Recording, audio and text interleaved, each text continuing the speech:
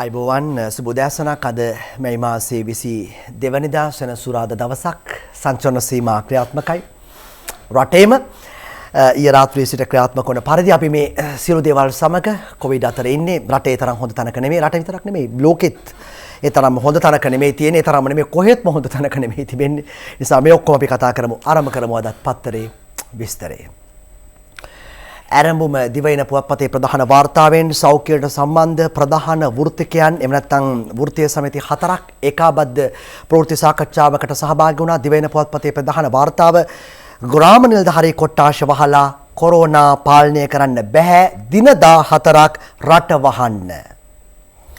වෛද්‍ය සංගම් 4ක් රජයෙන් ඉල්ලන බව විශේෂඥ වෛද්‍ය පද්මා ගුණරත්න කියනවා.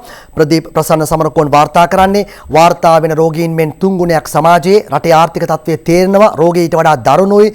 රජය සතු PCR හැකියාව සීමිතයි ප්‍රතිඵල ප්‍රමාදයි හැඳුනුම්පත් ක්‍රමය හරහා කොවිඩ් පැතිරෙනවා කියලායි ඇය කියන්නේ.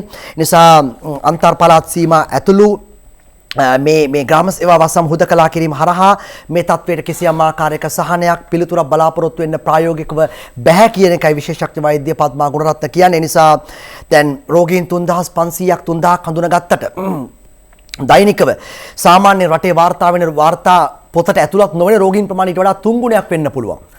ඔය PCR වලින් හමු වන ප්‍රමාණය විතරයි. PCR වලට හමු නොවන කියලා කියන්නේ PCR නොවන ප්‍රමාණය, ලක් නොවන ප්‍රමාණය ඊට වඩා වැඩි වෙන්න පුළුවන්. ඒ නිසා ඇත්ත ප්‍රමාණය නෙමෙයි ඇත්ත චිත්‍රයේ මේ 3000න් 3500න් ලබා ගන්න හැකියාවක් නැහැ. අතරෙම ග්‍රාම සේවා වසම් හුදකලා කිරීම හරහා ග්‍රාම සේවා වසමක තියෙන මේ සීමාවන් කවුද දන්නේ? ඔබ දන්නවද ඔබේ ග්‍රාම සේවා වසමේ සීමාව නැගෙනහිරටද බටහිරටද දකුණටද උතුරටද ඔබ අයිති කියලා? නැහැ. කවුරුත් දන්නේ නැහැ. ඒ නිසා කිසිසේත්ම ප්‍රායෝගික නැති බව තමයි මේ කියන්නේ. ඒ නිසා මේ අනෙක් රටවල් මේ රෝග පාලනය කරලා තියෙන දැඩි සංචලන සීමා සහිතව බව තමයි සඳහන් කරන්නේ. මේක අමාරු ඉල්ලීමක්. මේකෙන් රටකට වෙන ආර්ථික බලපෑම ගැන මනා වැටහීමක් අපිට තියෙනවා. එහෙම නැතුව නෙමෙයි අපි මේ ඉල්ලීම කරන්නේ. නමුත් එදිනදා වැටුපක් අරගෙන ජීවත් වෙන කෙනාට සිදුවෙන අපහසුතාවය ගැන අපිට මනා වැටහීමක් තියෙනවා. හැබැයි ආර්ථිකය සහ හැම කාරණාවකටම වඩා වැදගත් ආර්ථිකය හදාගන්න පුළුවන් අද ජීවත් වෙලා හිටියොත්. අද ජීවත් වෙලා හිටියේ නැත්නම් හෙට ආර්ථිකය ගැන කතා කරන්න දෙයක් නැහැ කියලායි ඔවුන් කියන්නේ. ඒ අතරේම රජයේ වෛද්‍ය නිලධාරීන්ගේ සංගමය, වෛද්‍ය චන්දිම එපිටකඩුව, වසංගත රෝග විද්‍යායතනය වගකීම් හරියට ඉටු කළේ නැහැ. මේ අපි දකින්නේ කාරණාව ඔහු කියනවා මෙහිදී අපි පැහැදිලි කාරණා කිහිපයක් ප්‍රකාශ කරන්න ඕනේ. ඒක තමයි රටේ තියෙන වසංගත රෝග විද්‍යායතනය කියලා ආයතනයක්. ඒ ආයතනයේ වගකීම් ගොඩක් තියෙනවා. දත් එක්රැස් කිරීම සහ අදාළ දත් වලින් ලැබෙන නිගමනයන් රජය දැනුවත් කිරීම. ඉදිරි රෝග නිවාරණ කටයුතු සිදු විය යුත්තේ කෙසේද යන්න සම්බන්ධව යෝජනා කිරීම. ඔවුන්ට පැවරලා තියෙන වගකීම් අතර ප්‍රධාන තැනක් ගන්න. නමුත් මේ කිසිවක් ඔවුන් වෙතින් වෙන්නේ නැහැ.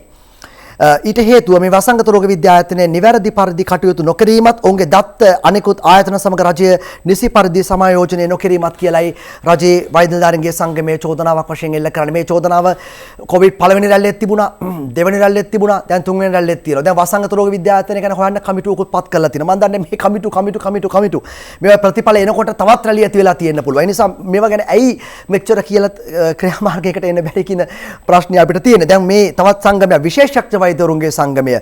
එහි සභාපති වෛද්‍ය ලක්කුමා අපනාන්දු මහතා විශේෂඥ වෛද්‍ය ලක්කුමා අපනාන්දු සඳහන් කරන අදහස වෛද්‍ය උපදෙස් නොතකා සංචලන සීමා ඉවත් කළොත් සිය ගණනෙන් මරණ සිදු වේවි. කුමුදු පුල්ශාන්තගේ වාර්තාව රජය මගින් පනවා තිබෙන සංචලන සීමාවන් වෛද්‍ය උපදෙස් නොතකා දින 14කට පෙර ඉවත් කිරීමට රජය කටයුතු කරනවා නම් ඉදිරියේදී මේ කොවිඩ් වසංගත රෝගයෙන් මිය යන සංඛ්‍යාව සිය ගණනක් දක්වා ඉහළ යාමට ඉඩ ඇති බව විශේෂඥ වෛද්‍යවරුන්ගේ සංගමේ සභාපති විශේෂඥ වෛද්‍ය ලක්කුමා ප්‍රනාන්දු ප්‍රකාශ කළා තිනවා. මීට පෙර පනවා තිබුණු සංචලන සීමා අත්හදා බැලීමක් වූ අතර එහි විද්‍යාත්මක පසුබිමක් නොතිබුණු බව තමයි සඳහන් කරන්නේ. නිසා විශේෂඥ වෛද්‍ය ලක්කුමා ප්‍රනාන්දු කියන්නේ මේ අරින වහන මේ සංචලන සීමා ඇත්තරම අපරාධයක්. ඒ කියන්නේ සෙනසුරාදා ඉරිදා සඳුදා මේ වහන එක ලොක්ඩවුන් මේ සමහර ලොක්ඩවුන් මේ සංචලන සීමාව එහෙමනේ කියන්නේ. මේ සංචලන සීමාව මේ පවත්වලා ආයි දවසක් කරනවා, තව දවස් දෙකක් තුනක් වහනවා. ඒතකොට අර වහපු ටිකත් අපරාධේ කියලා කියන්නේ. ඒ නිසා මේක කිසිම විද්‍යාත්මක පසුබිමක් නැති අපරාධයක් වශයෙන් සඳහන් කරන්නේ. නිසා ලෝකේ රටවල් ඔහු සඳහන් කරන ආකාරයට මේ ඇඳන් හදලා අපි ඇඳන් 10000ක් හැදුවා, අපි ICU හැදුවා, අපි වෙන්ටිලේටර්ස් ගෙනාවා, ඔක්සිජන් හරි කියලා ලෝකේ ප්‍රශ්න මේ ප්‍රශ්නේ විසඳපු රටවල් නැහැ. එහෙනම් මේ ප්‍රශ්නේ මුලින්ම විසඳන්න ඕනේ ඇමරිකාව එංගලන්තේ. ඒ තියෙන සෞඛ්‍ය ධාරිතාවයත් එක්ක. ඒ නිසා රෝගීන් වාර්තා වීම අඩු කර ගැනීම තමයි අපි කරන්න ඕනේ. එහෙමනම් අඛණ්ඩව දින 14ක මේ සංචලන සීමා දැඩි සංචලන සීමාවන් වලට යන්න ඕනේ කියන එකයි ඔවුන් සඳහන් කරන්නේ. බලමු GMO එක මොකද කියන්නේ කියලා. වසංගතයේ උච්චතම අවස්ථාවට ඇවිත් සති දෙකක් සංචලන සීමා පැනවිය යුතුයි. සුභාෂ්නී සේනානායකගේ වාර්තාව ශ්‍රී ලංකාව කොවිඩ් වසංගතයේ උච්චතම අවස්ථාවට පත්ව ඇති බවත් එය පාලනය කිරීමට නම් දින 14ක දැඩි සංචලන සීමා හෝ නිරෝධායන ඇඳින් නීතිය පැනවිය යුතු බවත් රජයේ වෛද්‍ය නිලධාරීන්ගේ සංගමය ප්‍රකාශ කරන බවයි තම සඳහන් කරලා තියෙන්නේ. ඒ නිසා දැනට පවතින මේ පළාත් සංචලන සීමා මේ අවස්ථාවේදී ප්‍රමාණවත් නැති බව ඔවුන් සඳහන් කරන නිසා මේ දැන්ට තියෙන සංචලන සීමා මේ අඟහරුවාදා ලිහිල් කරන්නේ නැතුව දිගටම මේක ක්‍රියාත්මක කරන්න ඒකෙන් යම්කිසි පාලනයක් ඇති කරගන්න පුළුවන් කියන එකයි කියන්නේ. දැන් මේ දැන් බලන්න ඊයේ ඔය ඩෙන්ටි කාඩ් සීමාව කොහෙද දන්නේ නැති තිබුණේ. කවුද ඩෙන්ටි කාඩ් එකේ අන්තිම ඉලක්කම් බැලුවේ? ඊයේ ඔක්කොම පාරේ. එක්ක පෝලිං වල එක්ක බාර් වල අපි දැක්කනේ බාර් වල හිටපු පෝලිම. ඒ නිසා ඊයේ ඔක්කොම පොලිමේ. දැන් ආපහු පටන් ගන්නේ මේ 25 පැය කීපයක ලැබියට පස්සේ ඩෙන්ටි කාඩ් එක ඒක විහිළුවක්. මේ දැන් වෙනකොට ඩෙන්ටි කාඩ් එක අන්තිම නම්බරේ. ඒ නිසා ඔක්කොම පාරේ. ඉතින් එතකොට අර වහපු දින ගණනට සාපේක්ෂව ඒකයි කියන්නේ අපරාධයක් කියලා. දැන් ආර්ථික අපි නෙමෙයි කියන්නේ අපිට කියන්න මේ හැකියාවක් නැහැ. මේ සෞඛ්‍ය විශේෂඥයෝ කියන්නේ ඒ කාරණාවත් එක්ක. ඒ නිසා දැන් කෝටි 1500ක් පාඩුයි කියලා කියනවානේ දවසකට. රට වහලා තිබිලා. කෝටි 1500 දවස් 4කට පහුගිය සතියේ කෝටි 6000ක් පාඩු වෙලා තියෙනවා. දැන් අවුරුදු 73ක් මේ රට ඇරලාමයි තිබුණේ. ඇරලා තිබිලත් අපි දෙස් විදෙස් ණය කොච්චරද නේද? මෙච්චර ලාභ ලැබුවා නම් ඇරලා තිබිලා කෝටි 1500 ගානේ පාඩු වෙනවා නම් මම දන්නේ මේ සංඛ්‍යා ලේඛන වලට කොහොමද එන්නේ කියන එක. හරි කෙසේ වෙතත් අපි දන්නේ ඒවා සම්බන්ධව ඒවා තහවුරු කරගන්න ඕනේ කරලා කියන්න ඕනේ ඒ කොටස්ම තමයි. කෝටි 1500 ඉලක්කම හැදුනේ කොහොමද කියන එක. අපිට තේරෙනවා නැතුව නෙමෙයි ආර්ථිකයේ ප්‍රශ්න තියෙනවා. දැන් ඇඟලුම් කර්මාන්ත ශාස්ත්‍රයේ වැහුවොත් ප්‍රශ්න තියෙනවා. ඒ තියෙන කෝටා එක හරි ඒ තියෙන මේ ඕඩර් එක එනවම වෙනත් රටවල් වලට යන්න පුළුවන් අවධානම තියෙනවා. හැබැයි ඒ මොනවා කරන්නත් සියල්ලටම පෙර සෞඛ්‍ය ජීවත් වෙලා ඉන්න අවශ්‍යයි. සමාජ මාධ්‍ය ප්‍රචාර බොරු දින 14කට රට වහන්නේ නැහැ යුද හමුදාපතිවරයා කියන්නේ. සුභාෂ්නී සේනානායකගේ වාර්තාව දින 14ක කාලයක් රටවසා දමන බවට සමාජ මාධ්‍ය ඔස්සේ පැතිරෙන ප්‍රචාර අසත්‍ය බව යුද හමුදාපති ජෙනරාල් ශවේන්ද්‍ර සිල්වා ප්‍රකාශ කරනවා. එවැනි කිසිදු තීරණයක් මෙවන විට ගෙන නොමැති බව යුද හමුදාපතිවරයා අවධාරණය කරනවා. ලබන ජූනි 1 වෙනිදා ඉඳලා දින 14ක කාලයක් රටවසා දමන බවට සමාජ මාධ්‍ය ඔස්සේ පැතිරෙන ප්‍රචාරය අසත්‍යයක් බව පැවසුවේ මහතා එම ප්‍රචාරවල කිසිදු සත්‍යතාවයක් නොමැති බව සඳහන් කරලා තිබෙනවා. ඒ නිසා එවන්නක් නැහැ කියලා යුද හමුදාපතිවරයා කියලා එවන්නක් තියෙනවා නම් කල්තියා ප්‍රකාශ කරන අර කලින් ගිය අවුරුද්දේ තිබුණා වගේ ප්‍රාදේශීය භාණ්ඩ ප්‍රවාහන ක්‍රියාවලිය ක්‍රියාත්මක කරන්න පුළුවන්. ඒක හොඳට ක්‍රියාත්මක කරලා අඩුපාඩු තියෙන ඕන තැනක ඒක ප්‍රශ්නයක් නැහැ. ඒ නිසා එවන්නකට හේතුව මේම සංචලන සීමා දැම්මා කියලා කලින් ප්‍රකාශයටපත් කරා කියලා මේ අද ඉඳලා වහනවා කියලා. හැම කෙනාටම එහෙම ගිහිල්ලා බඩු ගන්න බෑ. කිරි පැකට් එකක් සමහරු ගන්නේ දවසට හාල් කිලෝ එකයි, පරිප්පු 250යි, අල 250යි ඔහොමයි ගන්නේ. මේ රට වහනවා කියලා කලින් කිව්වයි කියලා මිනිස්සුන්ට ගන්න බෑ. අතේ සල්ලි තියෙන කෙනාට තමයි ගන්න පුළුවන්. ගිහිල්ලා තියෙන කෙනා සුප් මාකට් එකෙන් පිටි පැකට් 10යි, හාල් කිලෝ 20යි ඕ වගේ අරන් ඒ තියෙන කෙනාට නැති කෙනාට. ඒ නිසා අර ක්‍රමවේදයකට යනවා නම් හොඳයි. ඉතින් ඒක තමයි කියන්නේ. දන්නේ නැහැ ඉතින්. ඒක බලධාරීන් තීරණය කරගන්න ඕන දෙයක්. 25 වෙනිදා උදේ 4 දක්වා රටම වහයි. එදිනම රෑ 28 වෙනිදා තෙක් යලි වැසෙයි. මේ නිමන්ති රණසිංහගේ වාර්තාව දිවෙන්ට බලපැවැත්වෙන පරිදි සංචලන සීමා ඊයේ මධ්‍යම රාත්‍රියේ සිට පැනවුණු අතර එම සීමා ලබන 25 වෙනි අඟහරුවාදා අලුයම 4 දක්වා ක්‍රියාත්මක වෙන බව කොවිඩ්-19 පැතිරීම වැළැක්වීමේ ජාතික ක්‍රියාන්විත මධ්‍යස්ථානයේ ප්‍රධානී සහ ආරක්ෂක මාණ්ඩලික ප්‍රධාන යුද හමුදාපති ජෙනරාල් ශවේන්ද්‍ර සිල්වා ප්‍රකාශ කරනවා. ඒ වගේම ලබන 25 වෙනිදා රාත්‍රියේ 11 සිට 28 වෙනිදා අලුයම 4 දක්වා යලිත් සංචලන සීමා ක්‍රියාත්මක කරන බව තමයි යුද හමුදාපතිවරයා සඳහන් කරලා තියෙන්නේ. ඒක තමයි තත්ත්වය දැනට පවතින තත්ත්වය මේ කිව්වේ. ඒ අතරේ ආහාර ප්‍රවාහනය කරන වාහන වලට බලපත්‍ර ඕන නැහැ. මේ දිවයිනේ වාර්තාව මේ මාසේ 28 වෙනිදා තෙක් දිවෙන පුරා පවතින සංචලන සීමා කාලයේදී ආහාර පාන ඇතුළු පළතුරු, එළවලු ආදී අත්‍යවශ්‍ය ආහාර ද්‍රව්‍ය ප්‍රවාහනය සඳහා කිසිදු බලපත්‍රයක් අවශ්‍ය නොවන බවත් බලපත්‍රයක් අවශ්‍ය වෙන්නේ ගම්මාන තුලට ගොස් ආහාර පාන වෙළඳාම් කරන කුඩා ජංගම රථවලට පමණක් බවත් පොලිස් මාධ්‍ය ප්‍රකාශක නියෝජ්‍ය පොලිස්පති අජිත් රෝහණ ප්‍රකාශ කළා තියෙනවා. දැන් බලපත්‍ර ඕනේ නැහැ කියනවා. මෙහෙම ගියොත් එහෙම ලයිසන් උත් නැතුව යයි දන්නේ නිසා මේ ඒවා කිව්වා කියලා මේ විදිහට කටයුතු කරන්න ඕනේ නැහැ. නමුත් ඒ කියන්නේ බලපත්‍රයක් අවශ්‍ය නැහැ කියලා කියනකොට මේ ලයිසන් එක අරන් යන අනිකුත් අවශ්‍ය කියන දේවල්. ඒ අතරේ අද සිට බස් ධාවනය 27 වෙනිදා තෙක් නැහැ. නිමල කොටුවක්කුගේ වාර්තාව අද සිට ලබන 27 වෙනිදා දක්වා දිවයින පුරා ගමන් සේවා ඇතුළු මගී ප්‍රවාහන බස් රථ ධාවනයේ අත්හිටුවන බව ප්‍රවාහන රාජ්‍ය අමාත්‍ය දිලුම් අමුණුගම ප්‍රකාශ කළා තියෙනවා. ඒ අතරේ සංචලන සීමා ලිහිල් කරන 25 වෙනිදා දිස්ත්‍රික්ක තුල පමණක් බස් රථ ධාවනයේ සම්බන්ධයෙන් ඇති හැකියාව පිළිබඳව සෞඛ්‍ය අංශ සමග සාකච්ඡා කර තීරණයක් ගන්නා බව අමාත්‍යවරයා සඳහන් කරලා තියෙනවා. මේ බස් රථ පිළිබඳව දැන් දුම්රිය පිළිබඳව 28 වෙනිදා තෙක් මගී දුම්රිය ධාවනයක් නැහැ. උපතිස්ස පෙරාගේ වාර්තාව. දිවෙන පුරා දුම්රිය ධාවනයේ ඊයේ මධ්‍යම රාත්‍රියේ සිට මුළුමනින්ම අත්හිටුවා ඇති බව දුම්රිය සාමාන්‍ය අධිකාරී ගාමිණී සෙනවිරත්න සඳහන් කරනවා.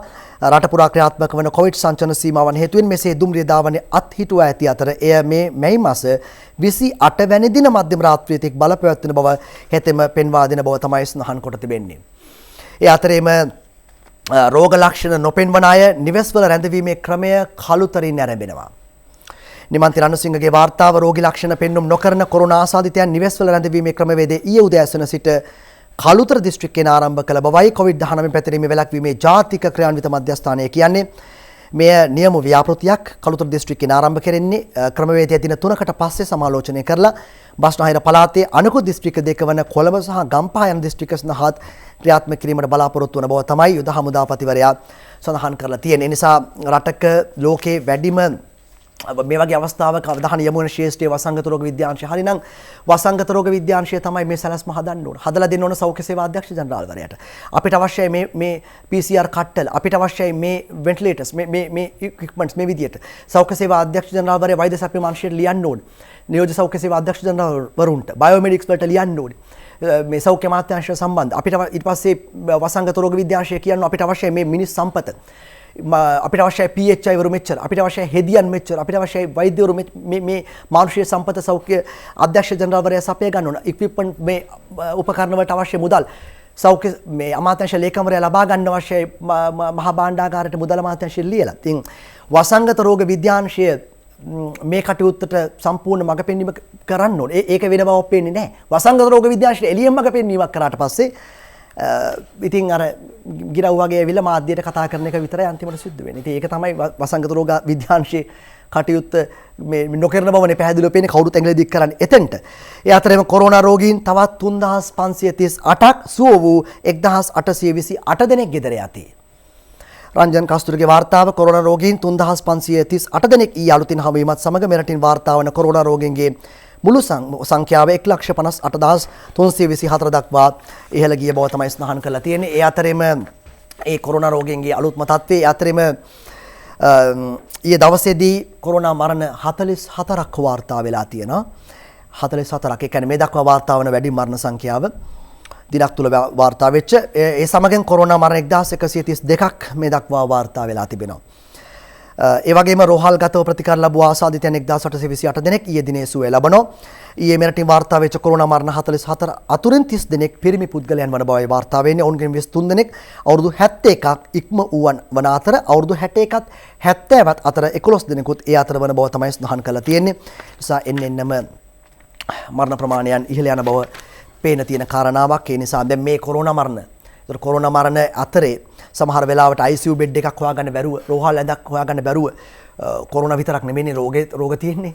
කොරෝනාද ප්‍රධානම රෝගය වුණාට හෘදයාබාධ වෙන්න පුළුවන්, ඩයබටික් වෙන්න පුළුවන්, ප්‍රෙෂර් වෙන්න පුළුවන්, වග්ගඩු ආශ්‍රිත ආබාධයක් වෙන්න පුළුවන්, ආසාදනයක් වෙන්න පුළුවන් වෙන තියෙන. ඒ ආශ්‍රිතව මේ කොවිඩ් නිසා, කොවිඩ් නියුමෝනියාව හරි කොවිඩ් සම්බන්ධ මේ මරණ ඊට අමතරව සිදුවන දේවල් සම්බන්ධයෙන් කොයි විදියටද මේ වාර්තා වෙන්නේ කියන එකයි ප්‍රශ්නය. හරි අපි යමු තවත් වාර්තාවකට දිවයිනට. PCR පරීක්ෂණ වලින් ආසාදිතයෙකු හමු වුණොත් එහි වගකීම ආයතනවලට ජනපති උපදෙස් දෙයි. මෙතෙක් වැඩ කළෙත් ඉදිරියට වැඩ කරන්නෙත් විශේෂඥ උපදෙස් මතයි. සංචලන සීමා ඇතත් අඛණ්ඩව ජනතාවට ආහාර සපයන්න. රාජසන්තක කළ භාණ්ඩ සතොසට මාර්ග බාධක මෙහෙයුම් වලට හමුදාවත් යොදවන බව තමයි සඳහන් කරන්නේ.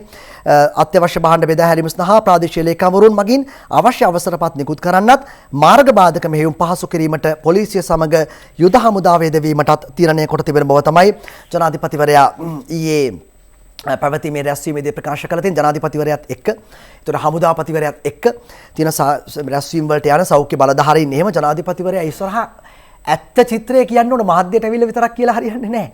ජනාධිපතිවරයා ඉස්සරහයි හමුදාපතිවරයාගේ රැස්වීම ඉස්සරහයි මේ ඒ කියන කතාව අහගෙන එළියට ඇවිල්ලා මාධ්‍ය ඉස්සරහා කියලා හරියන්නේ අපි හිතනවා සෞඛ්‍ය බලධාරීනුත් ඇත්ත තත්ත්වයේ මූන්ට කියලා මේක සති දවස් දින 14ක් ලොක්ඩවුන් කරන්න හරි කියන දේ මොකක් හරි කෙලින්ම කියලා එන්න ඕනේ ජනාධිපතිට තියෙන බයට හරි හමුදාපතිට තියෙන බයකට හරි ඉඳලා හරියන්නේ නැහැ මේ කතාව ඇත්ත කතාව කියන්න ඕනේ ඇත්ත චිත්‍රය මොකද එයා දැනගන්න ඕනේ නිසා ජනාධිපතිවරයා හෝ අගමැතිවරයා හෝ යුද හමුදාපතිවරයා සෞඛ්‍ය විශේෂඥයෝ නෙමෙයි ඉතින් ඒ නිසා ඒ අය සූදානම් වෙන්න ඕන සෞඛ්‍ය බලධාරීන් කියන දේ අහන සෞඛ්‍ය බලධාරීන් දැනගන්න ඕනේ ඇත්ත කතාව කියන්නේ ජනාධිපතිවරයාගේ මේ ඒ වෙලාවේ මූඩ් එක බලලා හමුදාපතිගේ මූඩ් එක බලලා ඒ විදියට අපි බැට් කරන් යනවා කියලා හරියන්නේ නැහැ ඇත්ත කතාව කියන්න ඕනේ කියන පිළිගැනීම බලධාරීන්ට අයිති කටයුත්තක්. ඒ අතරේම ජනතාවට අනියත බියක් ඇති කරවන්න එපා ප්‍රශ්න ඇතොත් මට දැනුම් දෙන්න ජනපති රජයේ නිලධාරීන්ගෙන් ඉල්ලයි. සුජිත් හේවාජුලිගේ වාර්තාව රජයේ නිලධාරීන් හා වෙනත් වක්කිය යුතු නිලධාරීන් අනවශ්‍ය ලෙස මාධ්‍ය සාකච්ඡා පවත්වමින් කොරෝනා පිළිබඳව ජනතාව තුළ අනියත බියක් ඇති කිරීමට කටයුතු නොකළ යුතු බවත් යම් ප්‍රශ්නයක් ගැටලුවක් වේ නම් මේ ගැන ඍජුවම තමාට දැනුම් දීම වඩා වැදගත් බවත් ජනාධිපතිවරයා සඳහන් කරනවා. තමා මෙතෙක් තීරණ ගත්තේත් ඉදිරියට තීරණ ගන්නෙත් වෛද්‍ය විශේෂඥයන්ගේ උපදෙස් අනුවයි ප්‍රවසූ ජනාධිපතිවරයා ජනතාව වෙනුවෙන් ඕනම නිවැරදි තීරණයක් ගන්න පසුබට නොවන බව තමයි සඳහන් කරන්නේ. නිසා කොරෝනා පාලනය සඳහා සංචලන සීමා පනවා ඇති අවස්ථාවලදී ජනතාවට සහ ආර්ථිකයට බලපෑමක් ඇති නොවීමට වග බලා ගන්නයි නිලධාරීන්ට උපදෙස් දුන් ජනාධිපතිවරයා ප්‍රාදේශීයව ජංගම සේවා යොදා ගනිමින් කිසිදු හිඟයකින් තොරව අත්‍යවශ්‍ය ආහාර ද්‍රව්‍ය ජනතාවට බෙදා හැරීමට පියවර ගන්නා ලෙසත් අදාළ අංශවලට දැනුම් දුන් බව තමයි සඳහන් කරන්නේ. නිසා මාධ්‍යයටත් කියන්න ඕනේ මාධ්‍ය හරහා ජනතාව දැනුවත් වෙන එක ඇත්ත. හැබැයි ඊට කලින් ජනාධිපතිවරයාගේ රැස්වීමේදී හමුදාපතිවරයාගේ රැස්වීමේදී මේ කතාවල් කියන්න මේ කියලා ඉවර වෙලා ඒ අයටත් මේ ඇත්ත චිත්‍රය ඇත්ත තත්ත්වය රටේ තියෙන මෙහෙම තත්ත්වයක් කියන එක කියන්න. ඒ නිසා මේක ඇයි අපි ලොක්ඩවුන් කරන්නේ කියන එක. මොකද අපිට කියන්න බෑනේ අපි සෞඛ්‍ය විශේෂඥයෝ නෙමෙයිනේ. නැතුව හමුදාපති කියන එක අහගෙන ඇවිල්ලා ඒ දින විදියට මේ කතා කරන්න නැතුව මී ගාගෙන ඇවිල්ලා ඊට පස්සේ එළියට ඇවිල්ලා කියන එක නෙමෙයි කතා කරන්න අවශ්‍යයි. මොකද අපිට කතා කරන්න බෑනේ. කොවිඩ් ආසාදිත දරුවන් දහසක් 5 දෙනෙකු මිය ගින් වයස 12න් පහළ දරුවන් එන්නත් කරන්න. මේ ප්‍රශ්නේ ගැඹුර දැන් පැහැදිලිනේ කුමුදුපුල් ශාන්තගේ මව්බිම වාර්තාව තුන්වැනි කොවිඩ් රැල්ලේ දරුවන් අතරත් ඉතා ශීඝ්‍රයෙන් පැතිර යන බැවින් අවුරුදු 12න් පහළ දරුවන්ට ප්‍රතිශක්තිකරණ එන්නත ලබා දීමිතා වැදගත් බව රිජ්‍යාරයා ළමා රෝහලේ ළමා රෝග පිළිබඳ විශේෂඥ වෛද්‍ය දීපාල් පෙරේරා කියනවා. දරුවන් දහසකට වැඩි පිරිසකට මේ රෝගයේ ආසාදනය වී ඇති බව වාර්තා වන බවත් රිජ්‍යාරයා ළමා රෝහලේ දැඩි සත්කාර ඒකකයේ ප්‍රතිකාර ලැබූ දරුවන් 5 දෙනෙක් මිය ගොස් ඇති බව සඳහන් කළා. ඒ නිසා මේ තත්ත්වය වඩා දරුණු විය හැකි නිසා දරුවන් නිවසෙන් පිටතට අරගෙන යන්න එපා කියලායි කියන්නේ. ඒ නිසා දරුවන් බොහොම අවදානම් සහගත තත්ත්වයක් තියෙන දරුවෝ ඒ වගේම ගැබිලි මව්වරු. ඒ නිසා නිවසෙන් එළියට ආසාවටවත් පය තියන්න එපා. ඒ නිසා මේ ප්‍රශ්නේ විසඳන්න බෑ. කිසිසේත්ම ඇඳවල් 10000ක් කළ වෛද්‍ය ලක්කුමා විශේෂඥ වෛද්‍ය ලක්කුමා අයියේ කිව්වේ ඇඳවල් 10000ක අපි හැදුවොත් ඇඳවල් 10000 දැන් ඊයේ තියෙන 3547ක්. එතකොට ඇඳවල් 10000ක් ඇති දවස් 3කටත් මදිනේ 3කටත් මදි. ඔව්. ඒතකොට මෙහෙම අපිට යටිතල පහසුකම් ටික සෞඛ්‍ය හදමින් ගිහිල්ලා මේ ප්‍රශ්නය ජයගත් රටවල් මදන්න ඉන්නවද කියන එක. අපි නෙමෙයි සෞඛ්‍ය විශේෂඥ කියන විදියට. ඒ නිසා රෝගී වාර්තා වීම අඩු කරගන්න එකයි රෝගය පාලනය කරගන්න එකයි අපිට කරන්න පුළුවන්කම තියෙන දේ. පෙරේදා මරණ 38න් 27ක්ම කොවිඩ් නියුමෝනියාවෙන්. මව්බිමේ වාර්තාව කොවිඩ් ආසාදනය වී 38 දෙනෙකු මිය ගොස් ඇති බව මේ පෙරේදා දත්ත සෞඛ්‍ය සේවා අධ්‍යක්ෂ ජනරාල්වරයා විසින් තහවුරු කරනවා. එසේ මිය ගොස් ඇති අය අතර පිරිමි 19ක් කාන්තාව 19ක් සිටිනවා. මියගිය අය අතර 27 දෙනෙක්ම කොවිඩ් නියුමෝනියා ආසාදනය වීමෙන් මියගිය අය බව තමයි සඳහන් කරලා තියෙන්නේ. මේ පෙරේදා දත්ත මත තමයි මේ කාරණාව. නමුත් ඊයේ දත්ත අනුව මරණ 44ක් වාර්තා වෙලා තියෙනවා. ඒ අතරේ මධ්‍යම පළාතේ කොරෝනා රෝගීන් 15000කට ළඟා වෙලා. මේ මාතලේ හේවාජී කරුණාරත්නගේ වාර්තාව මධ්‍යම පළාතේ කොරෝනා රෝගීන්ගේ වාර්තා වීම 15000ට ආසන්න වෙමින් තිබෙනවා. පළාත් සෞඛ්‍ය දෙපාර්තමේන්තුවේ සංඛ්‍යා ලේඛන වලට අනුව 19 දහවස වන විට පළාත තුළින් කොරෝනා රෝගීන් 14297ක් වාර්තා වෙනවා. මරණ 141ක් සමගින්. මාතලේ දිස්ත්‍රික්කෙන් කොරෝනා රෝගීන් 3247ක්, මහනුවරින් 8206ක්, නුවරඑළියෙන් 2844ක් වශයෙන් තමයි වාර්තා වෙලා තියෙන්නේ. නුවරඑළියේ අවුරුදු උත්සවයක් තිබුණා ජයටනේ. වසන්ත සැනකෙළිය අවුරුදු උත්සව හොඳට තිබුණේ. දැන් ප්‍රතිඵල එන්නේ. හරි මේ මධ්‍යම පළාත දැන් ගම්පහ අවදානම තවත් ඉහළට දිනක ආසාදිත යන 750 පණේ. කළුතර කෑගල්ල කුරුණෑගල හා ගාල්ලෙත් ආසාදිතයන් වැඩි වෙලා මව්බිමේ වාර්තාව කොළඹ දිස්ත්‍රික්කය ඇතුළු සෙසු දිස්ත්‍රික්ක අභිබවමින් ගම්පහ දිස්ත්‍රික්කයේ කොරෝනා ආසාදිතයන්ගේ සංඛ්‍යාව ඉහළ ගොස් ඇති බව සෞඛ්‍ය අංශ පෙන්වා දෙනවා. සංඛ්‍යා ලේඛන අනුව ගම්පහ දිස්ත්‍රික්කයේ දෛනික ආසාදිත සංඛ්‍යාව 761 දක්වා ඉහළ ගොස් ඇති බව සෞඛ්‍ය අංශ පවසනවා. පසුගිය දිනවල වැඩිම ආසාදිතයන් සංඛ්‍යාවක් වාර්තා වූ කොළඹ දිස්ත්‍රික්කයේ දෛනික ආසාදිත සංඛ්‍යාව 218 දක්වා පහළ බැස තිබෙනවා. කොළඹ දිස්ත්‍රික්කයේ ආසාදිතයන්ගේ සංඛ්‍යාව එසේ පහළ යමින් පවතින විට කෑගල්ල, කුරුණෑගල, ගාල්ල හා කළුතර දිස්ත්‍රික්කවල ආසාදිත සංඛ්‍යාවත් ඉහළ ගොස් ඇති බව සෞඛ්‍ය අංශ පෙන්වා දී තිබෙනවායි කියලායි කියන්නේ. ඒ ගම්පහ මේ කහතුඩුව අලුත් අවුරුදු සමයෙන් පසුව කහතුඩුව MOH බල ප්‍රදේශයෙන් ආසාදිතයන් 690 දෙනෙක්. පන්නිපිටිය හෂාන් පුෂ්පිකගේ වාර්තාව ඉක්ුත් අලුත් අවුරුදු සමයෙන් පසුව කහතුඩුව සෞඛ්‍ය වෛද්‍යධාරී කාර්යාල බල ප්‍රදේශයෙන් කොරෝනා ආසාදිතයන් 690 දෙනෙක් වාර්තා වෙනවා. ඉන් 90 දෙනෙක් මිය ගොස් ඇති බව තමයි කහතුඩුව සෞඛ්‍ය වෛද්‍යධාරී වෛද්‍ය දනුක පද්මරාජ ප්‍රකාශ කරන්නේ. ආසාදිතයන් අතර ගැබිනි මව් කාන්තාවන් 9 දෙනෙකුත් වන බව මේ වාර්තාවේ සඳහන් වෙලා තිබෙනවා. ඒ කහතුඩුව මේ ඩයගම දොස්තරට කොවිඩ් වැළඳී ඩයගම රෝහල වැසෙයි කාර්ය මණ්ඩලයේ 16 දෙනෙක් නිරෝධායනයේ. නීතා පත්ම කුමාරිගේ වාර්තාව නුවරඑළිය දිස්ත්‍රික් සෞඛ්‍ය සේවා අධ්‍යක්ෂ කාර්යාලය යටතේ පාලනය වන ආගරපතන ඩයගම ප්‍රාදේශීය රෝහලේ වෛද්‍යවරයෙකුට කොවිඩ්-19 වෛරසය ආසාදනය වීම නිසා එම රෝහල తాවකාලිකව වසා දැමීමට පියවරගත් බව ලිඳුල සෞඛ්‍ය වෛද්‍යධාරී ජනත් අබේගුණරත්න ප්‍රකාශ කරනවා. වෛද්‍ය නිලධාරීවරයා ඇතුළු කාර්ය මණ්ඩලයේ 16 දෙනෙකු ස්වයං නිරෝධායනයට යොමු කළ බවයි සඳහන් කරන්නේ. නිසා දැන් ආගරපතන ප්‍රාදේශීය රෝහලෙන් ප්‍රතිකාර ගන්න පුළුවන් මේ ආශ්‍රිත කලාපයේ හිටපු අයට. ඕක තමයි අනතුර. සෞඛ්‍ය ශාස්ත්‍රයේ අය හෙදියන් PHI මහත්වරුන් වෛද්‍යවරුන් සෞඛ්‍ය කාර්ය මණ්ඩලය කනිෂ්ඨ කාර්ය මණ්ඩලය මෙහි අය ආසාදිතයන් බවට පත් වුණොත් එහෙම අතුරු සේවා ඉනොත් සෞඛ්‍ය සේවාව කඩා වැටෙනවා. ඒක තමයි ප්‍රශ්නේ. ඒක රෝගියෙක් රෝහලට යනකොට ප්‍රතිකාර කරන්න ඉන්න කෙනා රෝගී නම් ලොකු බරපතල ප්‍රශ්නයක්. ඒක අපිට දරා ගන්න පුළුවන් ප්‍රමාණයක් තියෙනවා. ඒ සීමාව ඉක්මවා ගියාට පස්සේ වෙනත් ගැටලු සෞඛ්‍ය පද්ධතියකට දරන්න පුළුවන් සීමාවක් තියෙන ඕනම රටක ලංකාවේ ඕනම රටක. ඒ අතරේම මුල්ලේරියාව රෝහලේ දැඩි සත්කාර ඒකකයේ විවෘත කරනවා. රංජන් කස්තුරිගේ වාර්තාව නැගෙනහිර කොළඹ මූලික රෝහලේ මුල්ලේරියාව රෝහල අලුතින් ඉදි කළ දැඩි සත්කාර ඒකකයේ සෞඛ්‍ය මැතිණිය පවිත්‍රා වන්‍යාරච්චි මහත්මිය විසින් ඊයේ විවෘත කළ බව තමයි සඳහන් කරන්නේ. මේ රුපියල් මිලියන 13ක වියදමකින් ශ්‍රී ලංකා යුද හමුදාවේ ශ්‍රම දායකත්වයෙන් ඉදි කරලා තිබෙනවා. ඒ නිසා කොවිඩ්-19 වෛරස් ව්‍යාප්තිය පාලනය සඳහා වන කාර්ය සාධක බලකාය ප්‍රධාන යුද හමුදාපති ජනරාල් ශවේන්ද්‍ර සිල්වත් මේ ඡායාරූපය දකින්න පුළුවන්. ඒ නිසා දැන් මේකයි කතාව. මේ තත්ත්වයන්ට මුහුණ දීම සඳහා ප්‍රායෝගික වැඩපිළිවෙලක අවශ්‍යතාවය. දැන් රෝගීන් දැන් අද අපි කිව්වා 3547ක් කියලා. මේ ඊයේ රෝගීන් නෙමෙයි. දින කීපයක් පැරණි. අපි දන්නේ දින කීයක්ද කියලා. මොකද PCR වාර්තාවල් කරන්න ඕන.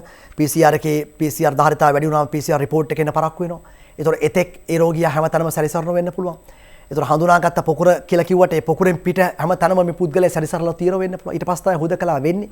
වාර්තා පොතට එකතු වෙන්නේ. ඉතින් PCR ධාරිතාවයක් වුණත් කාටවත් දොස් කියලා බෑ. රසායනාගාරවල ධාරිතාවයක් තියෙනවා. දරන්න පුළුවන් ප්‍රමාණයක් සීමාවක්. ඉතින් ඒ වගේ ප්‍රශ්න තියෙනවා. ඒ අතරේම සෞඛ්‍ය මාර්ග උපදේශ වලට අනුගතව කර්මාන්ත ශාලා පවත්වාගෙන යා යුතුයි ආයෝජන මණ්ඩලයේ සභාපතිවරයයි මේ කතාව කියන්නේ. නිර්මාණ ගුණරත්නගේ වාර්තාව පවතින අවදානම් තත්ත්වයට යටතේ සේවක ආරක්ෂාව උපරිම ලෙස සලකා සෞඛ්‍ය මාර්ග උපදේශයන්ට යටත් වහා ඊට අනුකූලව කර්මාන්ත ශාලා පවත්වාගෙන යා යුතු බව ශ්‍රී ලංකා ආයෝජන මණ්ඩලයේ සභාපති සංජය මොහොට්ටාල සියලු කර්මාන්ත ශාලා පරිපාලනයෙන් ඉල්ලලා තියෙනවා. සේවකයන්ගේ රැකියා සුරක්ෂිත භාවය, නිෂ්පාදන හා අපනයන ක්‍රියාවලිය අනාගත යහපැවැත්ම පිළිබඳව මේ අවදානම් අවස්ථාවේ ගැඹුරින් කල්පනා කරන්න අවශ්‍යයි කියලායි කියන්නේ. සෞඛ්‍ය මාර්ග උපදේශන පිළිබඳවත් එහිදී කල්පනා කරන්න අවශ්‍යයි කියන එක ඔහු සඳහන් කළා තියෙනවා. අවශ්‍යයි කියලා හරියන්නේ නැහැ. සෞඛ්‍ය මාර්ග උපදේශන නිකුත් කළා තියෙනවා. දැන් දෙවනි රැල්ල ඇති උනේ මිනුවන්ගොඩ මේ ඇඟලුම් කම්හලකින්. එතකොට සෞඛ්‍ය මාර්ග උපදේශ අඩංගු කමිටුපත් කරන්න කියලා සඳහන් කළා තිබෙනවා. නමුත් දැන් ආපහු ඇඟලුම් කම්හල් ආශ්‍රිතව කොරෝනා පොකුරු ඇති වෙමින් තියෙනවා. ඒතර කම්කරු කමසාරිස් ජෙනරාල්වරයා මේව බලන්නේ මේව වාර්තා වුණාට පස්සේද කියන ප්‍රශ්නය. ඊට පස්සේ මේ PCR වලට කිසියම් අක්‍රමිකතාවයක් වෙලා කියලා කියනවා. පොසිටිව් රිපෝට් හංගලා කියලා. එතකොට ඒවා පිළිබඳ කවුද පරීක්ෂණයක් පවත්වන වණ්ඩම් ප්‍රශ්නයක් නැහැ. මොකද උනේ? මොකද හේතුව මේ ඇඟලුම් කම්මල් ආශ්‍රිතව යලිත් ප්‍රකුරක් ඇති වෙන්න ගියොත් මේවා වැඩ කරන්නේ දහස් ගණන්. දැන් ඒ වගේ තත්ත්වයක් ගැටලුකාරී තත්ත්වයන් ඇති වෙන්න පුළුවන්. කොරෝනා තොරතුරු සැඟවුවායයි චෝදනා කොග්ගල ඇඟලුම් කම්හලක කළමනාකරුවෙක් 31 වෙනිදා දක්වා රිමාන්ඩ්. ගුණවර්ධන ඩීජී සුගතපාලගේ වාර්තාව කොරෝනා ආසාදිතයන්ගේ තොරතුරු නිවැරදිව ලබා නොදී රෝගී බෝවීමට ඉඩ හැර නිරෝධායන නීති උල්ලංඝනය කළයි අත්අඩංගුවටගත් කොග්ගල ඇඟලුම් කම්හල කළමනාකරුවෙක් ලබන 31 වෙනිදා තෙක් රක්ෂිත බන්ධනාගාරගත කරන ලෙස ගාල්ල අතිරේක මහේස්ත්‍රාත් පවිත්‍රා සංජීවනී පතිරණ මහත්මිය පෙරේදා නියෝග කරනවා. නිරෝධායන පනත ප්‍රකාරව තමන් විවිධ අවස්ථාවල මෙම සැකකරුට උපදෙස් ලබා දුන්නත් ඔහු එම උපදෙස් නොතකමින් කටයුතු කර 1987 අංක 3 දරන නිරෝධායන හා රෝග වැළැක්වීමේ ආඥාපනත යටතේ වන වැරදි සිදු කර ඇතැයි මහජන සෞඛ්‍ය පරීක්ෂකවරු අධිකරණයට කරුණු ඉදිරිපත් කළා තියෙනවා. මේ ඇඟලුම් කම්හලේ සේවකයෝ 1500ක පමණ පිරිසක් ඉන්නවා. එහිදී මෑතකදී සිදු කළ PCR පරීක්ෂණයකදී 283 දෙනෙක් කොරෝනා ආසාදිත බවට හඳුනාගෙන තිබෙනවා. 283 දෙනෙක්. කෝවර කමිටු ආරක්ෂණ කමිටු කෝ කම්කරු දෙපාර්තමේන්තුව මේ බැලුවා. කෝ ආයෝජන මණ්ඩලය මේ බැලුවා.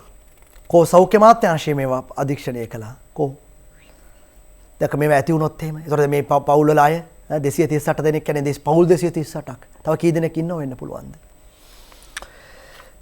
ඒක තමයි කතාව. හරි දිවයිනට එමු. බිරිඳට කොරෝනා තිබියදීත් වැඩ ගන්නවා. සැමියා දරු තිදෙනා සමග ඇඟලුම් කම්හලක විරෝධතා. පොකුරක් බිහිවන්න පෙර කම්හල වසා දමන්න. දිනසේන රතුගමගේ වාර්තාව කිල්නොච්චි ඇඟලුම් කම්හලක් ඉදිරිපිට පෙරේදා පියෙක් සිය කුඩා දරුවන් තුන්දෙනා සමග විරෝධතාවයක් ආරම්භ කරනවා. විරෝධතාවයේ නිරත පුද්ගලයා කියා සිටින්නේ තම බිරිඳට ඇඟලුම් කම්මල තුලදී කොරෝනා රෝගය වැළඳී තිබුණත් ඒ බව නොදන්වා තම බිරිඳගෙන් ඒ පාලකයන් වැඩ ගන්නා බවයි. මේ අන්දමට කොරෝනා රෝගය වැළඳුණු 270ක් පමණ මේ ඇඟලුම් කම්මලෙන් හමු වී ඇතත් ඔවුන්ට නිවාඩු ලබා දී කම්මල වසා දැමීමට වහාම බලධාරීන් කටයුතු කළ යුතු බවත් ඔහු කියා සිටිනවා. මේ චෝදනාව මීට කලින් මිනුවන්ගොඩ ඇඟලුම් කම්මල සම්බන්ධවත් එල්ල වුණා. ඕඩර් එක වැදගත් බව ඇත්ත. විදේශ රටවල් වලින් ලැබෙන ඕඩර් එක වෙලාවට දෙන්න ඕන එක ඇත්ත. දිවාරාල රෑ නොබලා පැය 24 වැඩ කරන්න ඕන එකත් ඇත්ත.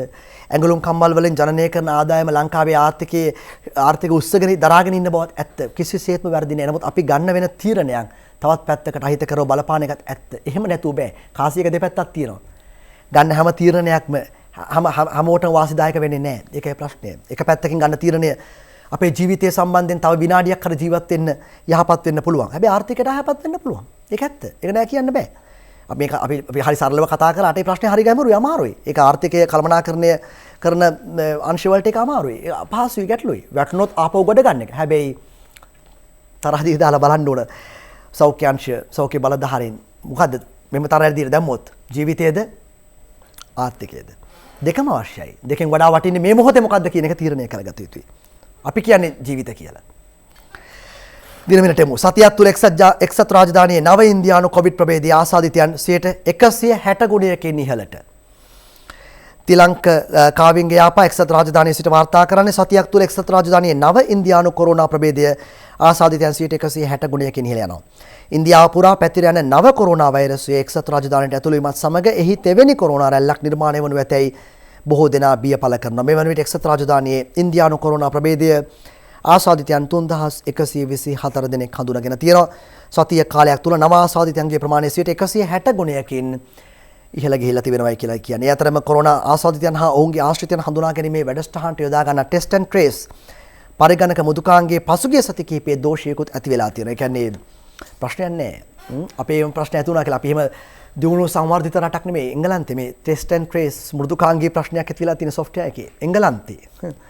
එසයි සුළු ප්‍රශ්න ඇති වුණා කියලා අපිට මේ කාටවත් දොස් කියන්න අවශ්‍ය නැහැ. ඒවා ඇති වෙන්න පුළුවන් දේවල් ඕනම තැනක. අපි යමු දිනමිනට අගමැතිවරයා නිලධාරීන් උපදෙස් දෙනවා ආර්ථිකය ස්ථාවරව ගෙන යන්න මහ බැංකුවේ වකීමිටු කරන්න.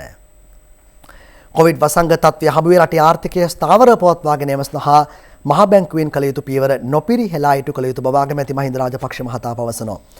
රටේ ආර්ථිකය සම්බන්ධ තීරණ ගැනීම හා මඟ පෙන්වීමේ සාකච්ඡාවක් මුදල් ඇමති සහ ග්‍රාමාත්‍ය මහින්ද රාජපක්ෂගේ ප්‍රධානත්වයෙන් අරලියගහ මන්දිරයේදී ඊයේ පැවැත්වෙනවා. මහ බැංකුව අධිපතිවරයා ඇතුළු මහ බැංකුවේ උසස් නිලධාරීන් පිරිසක් පැමිණිය මේ හමුවේදී රටේ වර්තමාන ආර්ථික තත්ත්වය හා ඒ සම්බන්ධින වූ විශ්ලේෂණයන් පැහැදිලි කළා. කොවිඩ් වසංගත තත්ත්වය හමුවේ රටේ ආර්ථිකය ස්ථාවරව පවත්වාගෙන යාම සඳහා ගෙන ඇති පියවර පිළිබඳව අවධානය යොමු කළ ග්‍රාමාත්‍යවරයා මහ බැංකුවේ නිටුවිය යුතු කාර්යභාරය නොපිරිහෙලා ඉටු කරන්නයි උපදෙස් ලබා දුන්නා කියලායි සඳහන් කරලා තියෙන්නේ. අපි එන්නත් ගැන වාර්තාවකට එමු. එන්නත් නොලැබුණාට ප්‍රාදේශීය ලේකම්වරු කොවිඩ් කමිටු වලින් ඉවතට.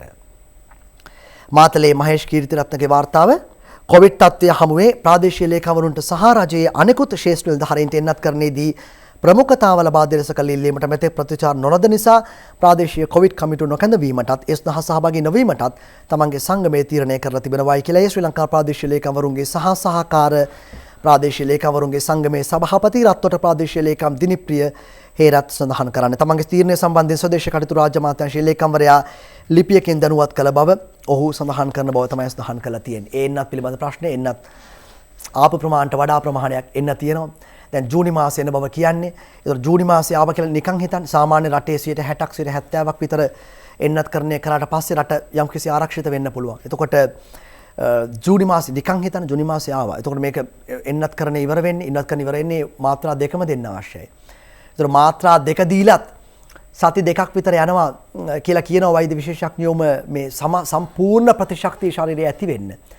එතකොට මාස එකහමාරකට දෙකකට කිට්ටු කාලයක් සමස්ත ප්‍රතිශක්තිකරණයක් ඇති වෙන්න යනවා.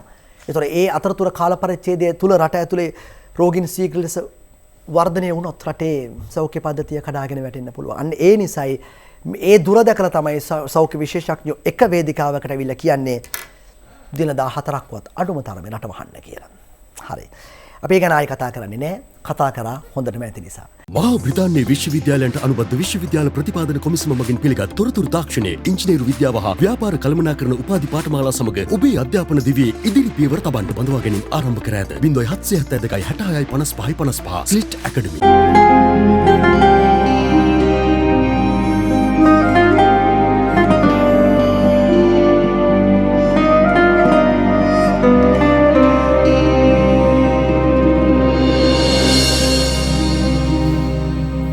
හරි පෝට් සිටි පනතට සම්බන්ධ ඡන්ද විමසීම පාර්ලිමේන්තුවේදී පැවැත්වුණා.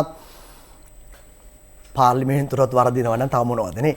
පෝට් සිටි පනතට ඡන්ද විමසීමේදී පාර්ලිමේන්තුවේත් වැරදිලා. පක්ෂව ඡන්ද 151ක් දීලා ඇමති අලි සබ්රිගේ ජයරත්න හේරත්ගේ ඡන්ද සලකුණු වෙලා නැහැ. චන්දිමා කරුණාරත්නගේ වාර්තාව කොළඹ වරාය නගර පනත් කෙටුම්පත පිළිබඳ පාර්ලිමේන්තුවේ ඡන්ද විමසන අවස්ථාවේ ඡන්ද 151ක් ලැබී 3/2ක බහුතරයකින් සමත වී තිබුණත් තාක්ෂණික දෝෂයක් නිසා එය සඳහන් වෙලා තිබුණේ 149ක් වශයෙන් බවයි ආණ්ඩු පක්ෂ මන්ත්‍රීවරු චෝදනා කරන්නේ. පාර්ලිමේන්තුවටත් ගණන් වරදිනවා නම් තව මොන කතාවද නේද? මේ අලි සබ්රිගෙත් නැහැලු ජයරත්න හේරත්ගෙත් නැහැලු මේ පක්ෂයෙන් ප්‍රශ්නයක් වුණාද දන්නේ නැහැ. ඔයගොල්ලෝ මොනවද කළේ? ඡන්දෙ දෙන අවස්ථාව හිටියේ නැද්ද? ඡන්දෙ දුන්නේ නැද්ද? විරුද්ධ වුණාද මොකද කියලා. ඔය එක පත්‍රයක තුන 149යි කියලා. එක පත්‍රයක තුන 148යි කියලා. ආණ්ඩුව එක තැනක කියලා තුන 150යි. තුනෙන් දෙක තියෙනවා. තව තැනක දැන් 151යි. ඡන්දය ගණන් කිරීමේදී වරදක් වූවාදැයි සොයා බලනවා කතානායක සුජිත් හේවාජුලගේ වාර්තාව කොළඹ වරාය නගර විශේෂ ආර්ථික කලාප කොමිෂන් සභා පනත් කෙටුම්පත පිළිබඳ ඡන්ද විමසීමේදී යම් අඩුපාඩුවක් සිදු වී ඇද්දැයි සොයා බලන බව කතානායක මහින්ද යාපා බේවර්ධන මහතා ලංකාදීපයට ප්‍රකාශ කරනවා. ඡන්ද විමසීම සම්බන්ධයෙන් විවිධ අදහස් පළ වීම නිසා මේ තීරණය ගත් බව තමයි ඔහු කියන්නේ. මේ ඡන්ද විමසීමේදී ආණ්ඩුවේ මන්ත්‍රීවරු දෙදෙනෙකුගේ ඡන්දය ගණනය වී නැති බවට චෝදනා එල්ල වෙලා තියෙනවා. එය ගණනය වුණේ නම් පනත් කෙටුම්පත තුනෙන් දෙකක වැඩි ඡන්දයෙන් සම්මත වන බව ආණ්ඩුවේ මන්ත්‍රීවරු ප්‍රකාශ කරනවා. අත්තරම තුනෙන් දෙක ඕන නැති එකක් නිසා හොඳයි. තුනෙන් දෙක සහ ජනමත විචාරණය ඕන වගන්ති ඉවත් කරලා සරල බහුතරකින් සම්මත කරලා තුනෙන් බැරි වෙලාවත් හිතන තුනෙන් දෙක ඕන ඡන්දයක් කියලා 20 වගේ තුනෙන් දෙක ඕන එකක් කියලා. තුනෙන් දෙක ඕනද මේ එකක් වුණා නම් එහෙම මොකද වෙන්නේ? බැරි වෙලාව පරස සම්මත වෙන්නේ නැහැ. ඒ නිසා මේක hina වෙන්න ඕන කාරණාවක් නෙමෙයි. බරපතල ප්‍රශ්නයක්, සරල ප්‍රශ්නයක් නෙමෙයි. අනික ලංකාවේ මේ පරමාධිපත්‍ය බලය දීලා තියෙන ওই 225 දෙනාට. ඒගොල්ලෝ ඉන්නේ අර පාර්ලිමේන්තුව ඇතුලේ. ඒ ඉලෙක්ට්‍රොනික සිස්ටම් එක තියෙන එක ඇතුලේ ලොකු ප්‍රශ්නයක් මේ ඒක තුනෙන් දෙක ආපු තුනෙන් දෙක ගැන මේ විදියට නම් ප්‍රශ්නේ දැන් ඇත්ත කතාව අපි මේක විහිළුවකට ගන්නව නෙමෙයි කෙනෙක්ට සැක කරනවා නම් හිතන්න ආපු තුනෙන් දෙක ගැනත් ප්‍රශ්න තියෙනවා තුනෙන් දෙක ආවේ කොහොමද කියලා ඒ තුනෙන් දෙකත් හරියද මේ තුනෙන් දෙක නැත්තම් මෙතන දැන් නැති හින්දානේ මේ කියන්නේ දන්නේ මේක පාර්ලිමේන්තුවේ පද්ධතියේ දෝෂයක් තිබුණේ නැහැ පාර්ලිමේන්තුවේ මහලේකම්වරයයි මේ කියන්නේ ස්වර්ණ විජේකුන් වාර්තා කරන්නේ කොළඹ වරාය නගර ආර්ථික කොමිෂන් සභා පනත් කෙටුම්පතට අදාළ ඡන්ද විමසීම කළ දිනේදී පාර්ලිමේන්තුවේ විද්‍යුත් ක්‍රමවේදයට ඡන්දය ප්‍රකාශ කරන පද්ධතියේ තාක්ෂණික දෝෂ කිසිවක් නොතිබූ බව පාර්ලිමේන්තු මහලේකම් ධම්මික දසනායක කියනවා. පනත් කෙටුම්පතට අදාළ ඡන්ද විමසීම කිරීමට පෙර පද්ධතිය පරීක්ෂාවට ලක් වෙන අතර කිසිදු දෝෂයක් වාර්තා නොවූ බව තමයි සඳහන් කරන්නේ. එතකොට පද්ධතියේ දෝෂයක් නැත්තම් දැන් මේක ඉලෙක්ට්‍රොනික ක්‍රමයක් නේ මේ මැනුවල් කරන එකක් නෙමෙයිනේ.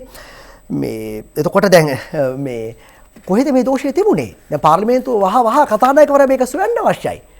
මේ 3න් 2ක් අවශ්‍ය වෙන අවස්ථාවවලදී මේක බරපතල ප්‍රශ්නයක් බවට පත් වෙනවා. සහ පාර්ලිමේන්තුවේ අංක ගණිතය පිළිබඳව ඉතින් ඔක්කොට වඩා හොඳ නේ. මම අත උස්සලා කිව්වනම් කිසිම ප්‍රශ්නයක් නැහැ. ඉන්න අය අතීස්තුවම ගණන් කළා ගණන් පරණ විදියට මේ ඡන්දය භාවිතා කළා. කිසිම ප්‍රශ්නයක් නැහැ. මහාචාර්ය ජී.එල්. පීරිස්ගේ අදහසට එමු ඇමතිවරයා ඡන්ද ගණනේ වරදක් වරාය පනත 3න් 2කින් සම්මත වෙලා පක්ෂයව ඡන්ද 150ක් ලැබුණා. ඩයනා උදයන්කඩි වාර්තා කරන්නේ ඒ අනුව පනත පාර්ලිමේන්තුවේ 3න් 2ක බහුතර ඡන්දයෙන් සම්මත වී ඇති බව සඳහන් කරන්නේ.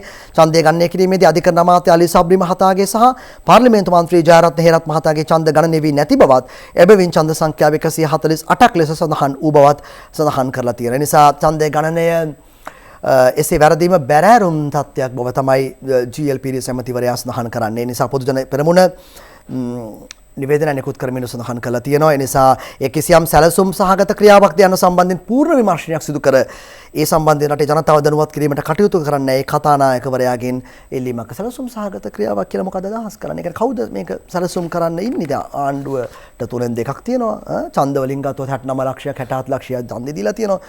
58ක් වගේ ප්‍රමාණයක් විපක්ෂයේ ඉන්නේ. ඉතින් සැලසුම් සහගත කාටද? කවුද දන්නේ මේ අදහස් කළේ? දන්නේ නැහැ. කියන්න මේවා කාටද?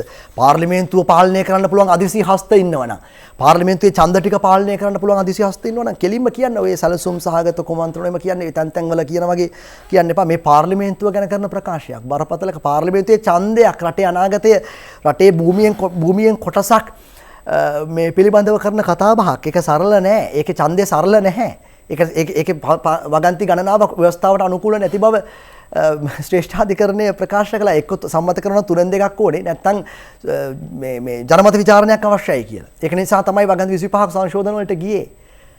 ඒ නිසා සරල නෑ මේවා ජනතාවගේ පරමාධිපත්‍ය බලය පාර්ලිමේන්තුවට දීලා ජනතාව ඡන්දෙ දීලා අවුරුදු 5ට 6කට සැරයක් ඉන්නේ තමුන්නාන්සලේ ඒක හරියට ක්‍රියාත්මක කරයි කියලා මේ විශ්වාසයෙන් මම ඡන්දය දුන්නා. ඒක සලකුණු වෙලා නැහැ. අධිකරණ ඇමතිවරයා කියන්නේ. දිනමිනේ වාර්තාව රෝෂන් තුෂාරගෙන් පනත් කෙටුම්පත් සම්මත කිරීමේදී පාර්ලිමේන්තු අනුගමනය කරන ඉලෙක්ට්‍රොනික ඡන්ද විමසීම් ක්‍රමයේ අවුලක් හෝ තාක්ෂණික දෝෂයක් පවතින බව අධිකරණ ඇමති එම්.යූ.එම්. අලි සබ්රි කියනවා. පෙරේදා පැවති වරාය නගර පනත් කෙටුම්පතදී තමන් පක්ෂව ඡන්දය ප්‍රකාශ කළත් එසේ ඡන්දය ප්‍රකාශ කළ බවක් හෝ පාර්ලිමේන්තුවේ සිටි බවක් හෝ සටහන් නොවීමෙන් මේ දෝෂය තවත් අහුරු වන බව හෙතෙම අවධාරණය කරලා තියෙනවා. දැන් අර කිව්වා වගේ මේ නිවේදනයේ සැලසුම් සහගත ක්‍රියාවක්ද කියලා හිතනවා. ඇයි පාර්ලිමේන්තුවේ මහලේකම්වරයා කියනවා මේ පද්ධතිය ප්‍රශ්නයක් නෑ. පද්ධතිය අපි චෙක් කරලා බැලුවා. ඡන්ද විමසීමට කලින් ඒක කරනවා ඇතිනේ රියසල් එකක්. අපි වුණත් මේ වැඩසටහනකට කලින් අපි කරනවානේ පාර්ලිමේන්තුව රටේ ප්‍රධානතම ආයතනය. ඒක අනිවාර්යෙන් වෙන්න ඇති. අලි සබ්රි ඇමතිවරයාට ප්‍රශ්නයක් වුණාද දන්නේ නැත්නේ පක්ෂය ඇතුලේ. ඔයා මොනවද කළේ? ඔයා ඡන්දෙට ඔයා විරුද්ධව දුන්නද? ඔයා හිටියේ නැද්ද? ඇයි ඔයා හිටියේ නැත්තේ කියලා. එතකොට කියන්නේ නැති මේ මම දුන්නා ඡන්දෙත් දුන්නා මගේ ඡන්දේ කවුන්ට් වෙලා නැහැ කියන ප්‍රශ්නය. සමහර ප්‍රශ්නයක් එන්නත් පුළුවන්. දැන් කීප දෙනෙක් දීලත් නැහනේ. මේ ඇතුලේ සභාවකම ඉඳලා නැහනේ ඡන්දේ දෙන අවස්ථාවේ.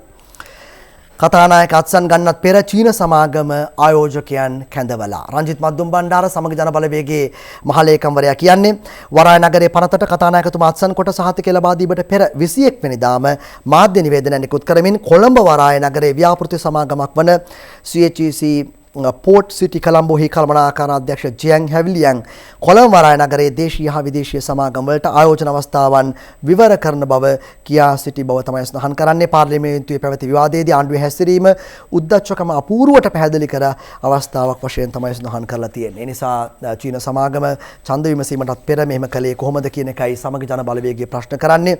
ඒ අතරෙම ජනතා විමුක්ති පෙරමුණේ ටිල්වින් සිල්වාගේ අදහස කොරෝනා නීති කටවල් වැසීමට පාවිච්චි කරන්න ඉඩ දෙන්න බෑ.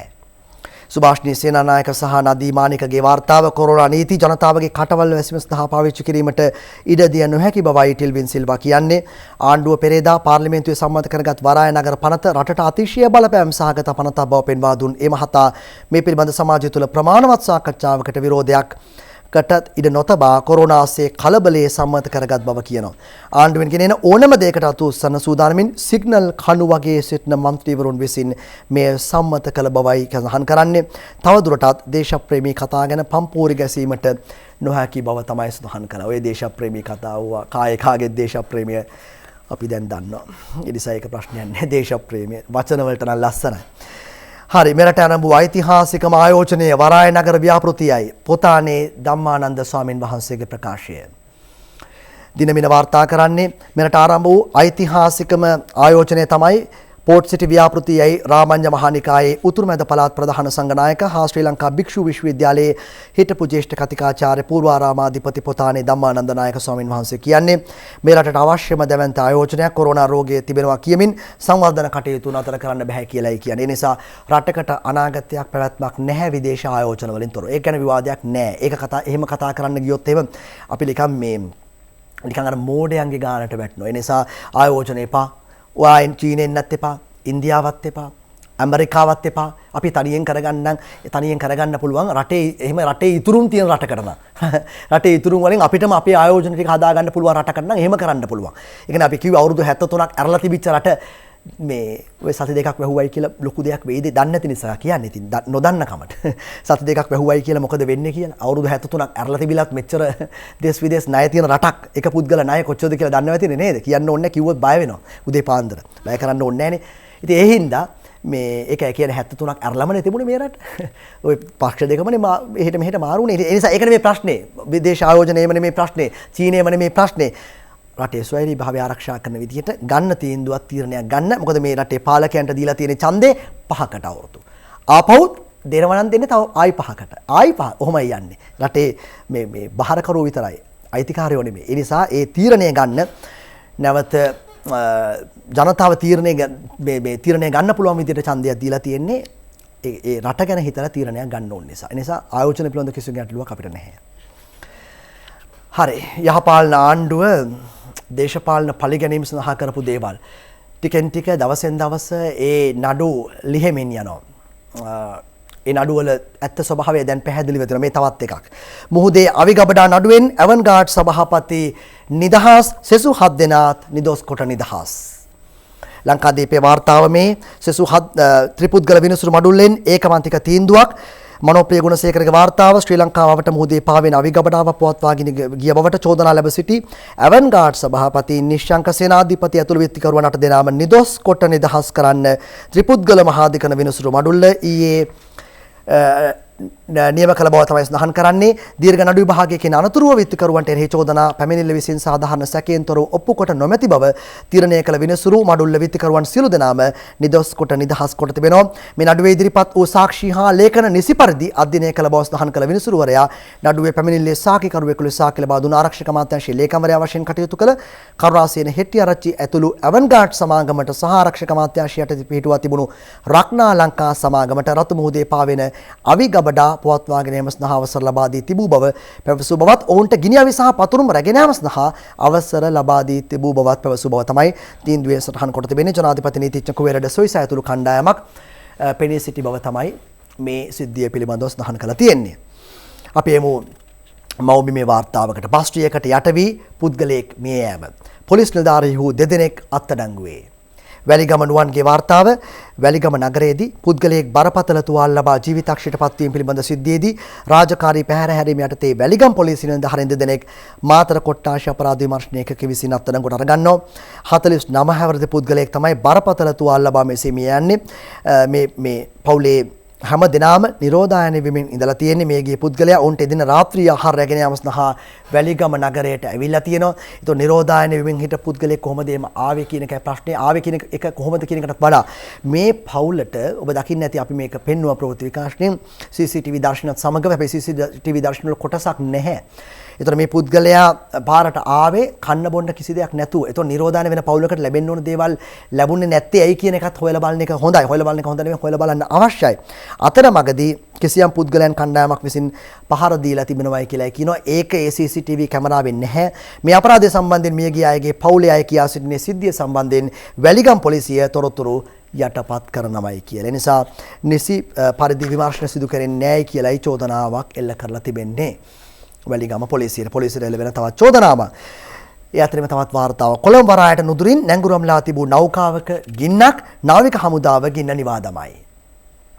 රක්ෂණ ශ්‍රියන්ත සහ සුභාෂ්ණී සේනානායකගේ වාර්තාව. කොළඹ වරායට වයම දෙසින් නාවික සතපොම 9.5 5ක් දුර මුහුදේ නැංගුරම්ලා තිබූ එක්ස්ප්‍රස් පර්ල් නැමැති භාණ්ඩ ප්‍රවාහන නෞකාවේ පෙරේදා දිවා කාලයේ ගින්නක් ඇති වී ඇති බවට තොරතුරකට අනුව ප්‍රතිචාර දැක්වූ නාවික හමුදාව එම මුහුදු ප්‍රදේශයේ වෙත සාගර සහ සිඳුරල යන ගැඹුරු මුහුදු නිරීක්ෂණ නෞකා දෙක සහ වේග ප්‍රහාරක යාත්‍රාවක් පිටත් කර හරින්නට කටයුතු කළා තිබෙනවා. ගින්න සම්පූර්ණයෙන් පාලනය කළා තිබෙනවා. නමුත් අවධානයෙන් සිටින්නේ මොකද හේතුව ඉන්දියාවේ හසීරා වරායස්ට නයිට්‍රික් ඇසිඩ් ටොන් 25ක් සමග මේ වෙනත් රසායනික ද්‍රව්‍ය සහ රූපලාවන්‍ය ආලේපන සහිත ද්‍රව්‍ය සහිත බහලුම් 1486ක් මේ තිබුණ නිසා මේ පිළිබඳව අවධානයෙන් සිටින බව කියන්නේ කියන්නේ කොයි මොහොතක තත්යන් මේ ගැටලුකාරී තත්ත්වයක් ඇති වෙන්න පුළුවන්ද කියන්න බැහැනේ. ඒ නිසා ඒ අතරෙම රසායනික පොහොර ආනයනය තහනම් කිරීමෙන් අනතුරුව වැඩි මිලට පොහොර විකුණු නියෝජිතයන් 38 දෙනෙකුට නඩු වැඩිමිලට විකුණනවා නම් දැනුම් දෙන්න මේ කෘෂිකර අමාත්‍ය මහින්දානන්ද අලුත්ගමගේ ඇමතිවරයාගේ ප්‍රකාශයේ නිර්මාණ ගුණරත්න වාර්තා කරන්නේ මව්බිමට පොහොර වැඩිමිලට විකුණු නියෝජිතයන් 38 දෙනෙකු අත්අඩංගුවටගෙන නඩු පැවරීමට කටයුතු කර ඇති නිසා යම් පුද්ගලයෙක් වැඩිමිලට පොහොර විකුණනවා නම් ඒ සම්බන්ධව වහාම පොලිසියට හා පාරිභෝගික සේවා අධිකාරියට දැනුම් දෙන්න ලෙස කෘෂිකර ඇමති මහින්දානන්ද අලුත්ගමගේ ප්‍රකාශ කරනවා. මේ කන්නේට අවශ්‍ය පොහොර සියල්ල තමන් සතු ඇති නිසා එමගින් වී ගොවීන්ට කිසිදු ගැටලුවක් නැති බව අවධාරණය කරන බව තමයි සඳහන් කළා තියෙනවා. පොහොර තියනවායි කියලා කියනවා පොහොර වැඩි මිලට ගන්න වෙනවා. අපි ගිහිල්ලා කතා කරන කොළකුඹරට ගිහලා පොහොර නෑ. පොහොර ඇවිල්ලා නෑ පොහොර පොලි. හාල් තියනවායි කියනවා හාල් නෑ. ඉතින් මම කියන්නේ දැන් නෙමෙයි මේ පහුගිය කාලේ දැක්කනේ හාල් තියෙනවා අපි ළඟ තියෙනවා ඇති වෙන්න තියෙනවා හාල් එකක් නෑ. ස්ටොක්ස් තියෙනවා හමුදාව ඇවිල්ලා කියනවා අපි ළඟ ඔක්කොම කම්පියුටරයිස් කරලා තියෙනවා. නමුත් හාල් නෑ. වෙළඳපොළ බැලුවම ප්‍රශ්නය. දන්නේ මොකද්ද මේ ප්‍රශ්නේ? හරි බලමු. මේ පොහොර පිළිබඳව ප්‍රශ්න දැන් රසායනික පොහොර ආනයනය තහනම් කළා. නැවතුණාට පස්සේ දැන් මෙහෙන් කාබනික පොහොර දැන් කාබනික පොහොර පාවිච්චි කරන්න බැහැලු. මේ වගේ මොකද්ද දන්නේ මේ එක දෙයක් විසඳනකොට තව ප්‍රශ්නයක් ඇරෙනවා. ඕක තමයි කතාව. බලමු මේ වාර්තාව. රසායනික පොහොර ආනයනය නතර කිරීමට රජය තීරණය කිරීමත් සමග මාතර පිටපැද්දර ප්‍රදේශයේ තේ ගොවීන් දැඩි අසිරුතාවට පත්ව සිටිනවා. රසායනික පොහොර වෙනුවට කොම්පෝස්ට් පොහොර තේ පැලවලට යෙදීම හේතුවෙන් තේකසේ කොළ කහ පැහැ ගැන්වෙන බවයි ගොවීන් පවසන්නේ. පොහොර නැති නිසා තමයි මහත්තයෝ මේ තේ කහ පාට වෙලා තියෙන්නේ. දලු කඩන්න බෑ. දලු වල මේ ඇඟිලි පැලිලා ඇඟිලි තුවාල වෙලා. මේ රසායනික පොහොර නවත්තන්න එපාය. දැන් අවුරුදු 2කට විතර කලියෙන් මේකට විකල්පයක් යොදලා පාර්ලිමේන්තුව යවන මැති ඇමතිවරු අපි යවන්නේ මොට්ටයෝ. නැත්තම් මේ තේ පොහොර ටික නැති කරන රසායනික පොහොර නැති කරන්න නම් අපිට වෙන විකල්පයක් යොදලා තමයි මේ පොහොර නැති කරන්න ඕන. මම අත්හදා බලලා තියෙනවා මගේ තේ ඉඩ මේ එක කෑල්ලක කොම්පෝස්ට් පොහොර වෙනම දාලා රසායනික පොහොර අරිටි කර දාලා හැබැයි මේ කොම්පෝස්ට් පොහොර දමපු තේ කෑල්ලේ දලු කහ පාටයි අස්සන්න අඩුයි. කාබනික පොහොර වලටත් අපි බොහොම එකඟයි. හැබැයි මේ මොහොතේ කාබනික පොහොර ශනිකව ගස් වලට යෙදවීම තුලින් මම නම් හිතන්නේ අපට වෙනදා ගන්න ආදායම ලබා ගන්න පුළුවන් වෙයි කියලා. පහත් රට කළු තේ නිෂ්පාදනය බරපතලට ඇන හිටිනවා. අපේ කිලෝ මිලියන 300 500ක් වගේ ප්‍රමාණයක් වසරකට පිටට පැටෙව්වා. දැන් අපි අහන ආණ්ඩුවෙන් කොහොමද ඒක පටවන්නේ පිටට? කොහොමද දැන් ඒ ආදායම අපි රටට එකතු කරන්නේ? පොහොර ගෙන්නවීම නවත්තලා ඉතුරු කරගත්ත ඩොලර් ටික කොහොමද රටට උපයගන්නේ? කල්පිටිය අර්ධද්වීපයේ ජීවත් වන බහුතරයකගේ ප්‍රධාන ජීවනෝපාය බවට පත්ව ඇත්තේ කෘෂි කර්මාන්තය හා දිහිවර කර්මාන්තයයි. ඒ අනුව කල්පිටිය අර්ධද්වීපයේ අක්කර 30000කට වැඩි ප්‍රමාණයක එළවලු සහ පළතුරු වගාවන් සිදු කරනවා. නමුත් කෘෂි රසායන සහ පලිබෝධනාශක නොමැතිවීමෙන් තවදුරටත් සිය වගාවන් සිදු කර ගැනීමට නොහැකිව අක්කර දහස් ගණනක වගාබීම් මුළුමනින්ම විනාශ වෙමින් පවතින බවට ගොවීන් මැසිවිලි නගනවා. ගොවීන් චෝදනා කරන්නේ පොහොර අලෙවිකරුවන් මහා පරිමාණ වගාකරුවන්ට පමණක් පොහොර ලබා දෙමින් කුඩා පරිමාණ වගාකරුවන් අසිරුතාවට පත් කර ඇති බවයි. රිදී මාලියද්ද ප්‍රාදේශීය ලේකම් කොට්ටහසට අයත් මහායාය කුඩාලුණුග ප්‍රදේශයේ වෙළෙන්සැලක සංගවා තිබූ රුපියල් ලක්ෂ 18ක් වටිනා රසායනික පොහොර මිටි 1200ක් සොයා ගැනීමට පාරිභෝගික කටයුතු පිළිබඳ අධිකාරියේ බතුළු දිස්ත්‍රික් කාර්යාලය නිලධාරීන් සමත් වී තිබෙනවා. පාරිභෝගික අධිකාරිය ලද පැමිණිල්ලකට අනුව උපාය දූතෙකු මාර්ගයෙන් මෙම වැටලියම් සිදු කර ඇති අතර වෙළෙන්සැලට යාබද ස්ථානයක මෙම පොහොර තොග සගවා තිබෙදී සොයාගෙන තිබෙනවා.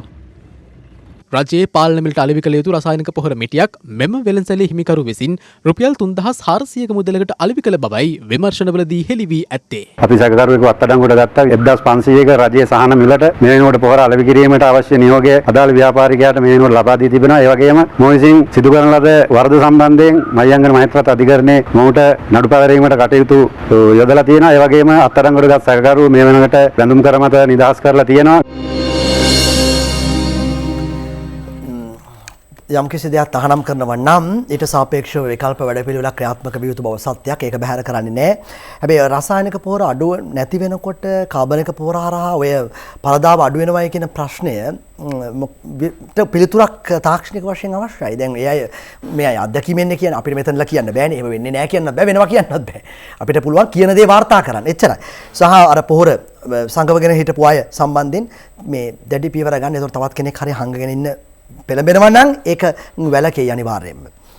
අපේ මුදිනමිනේ වාර්තාවකට නව නීතිපති ජනාධිපති නීතිඥ සංජය රාජරත්න පාර්ලිමේන්තු සභාවේ අනුමැතිය සුභාෂ්ණී සේනානායකගේ වාර්තාව වැඩ බලන සොලිසිටර් ජනරාල් ජනාධිපති නීතිඥ සංජය රාජරත්න මහතා නව නීතිපතිවරයා ලෙස පත් කරන්න පාර්ලිමේන්තු සභාව අවසරය ලබා දී තිබෙනවා.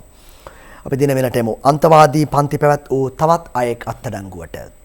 සුභාෂ්ණී සේනානායකගේ සාරක්ෂණ ශ්‍රියන්තගේ වාර්තාව මුතුරු සහ ඔළුවිල් ප්‍රදේශවල අන්තවාදී දේශන සහ පන්ති පැවැත් වූ පුද්ගලෙක් ත්‍රස්ත විමර්ශන කොට්ටාශය විසින් පෙරේදා අත්අඩංගුවට ගන්නවා. සහරාන් හෂීම්ගේ මේ මෙහෙයවීම යටතේ 2018 වසරේ සැකකරු විසින් එම ප්‍රදේශවල අන්තවාදී පන්ති පවත්වා ඇති බව තමයි පොලිස් මාධ්‍ය ප්‍රකාශක නීතිඥ අජිත් රෝහණ සඳහන් කරන්නේ. ඒ අතරේම වැල්ලම්පිටියේ ගබඩාවක කසලතේ කිලෝ 15000ක් අයෙක් අත්අඩංගුවට වැල්ලම්පිටිය ප්‍රදේශයේ ගබඩාවක සංගවා තිබුණු කසලතේ කිලෝ 15000කට අධික ප්‍රමාණයක් සමග පුද්ගලයෙක් පොලිස් විශේෂකාර්ය බලකාය විසින් අත්අඩංගුවට අරගෙන තිබෙනවා. ඒ අතරෙම දැන් මේ දවස්වල අයහපත් කාලගුණය පෙදෙස් රැසකට ඉදිරි දිනවල තද වැසී.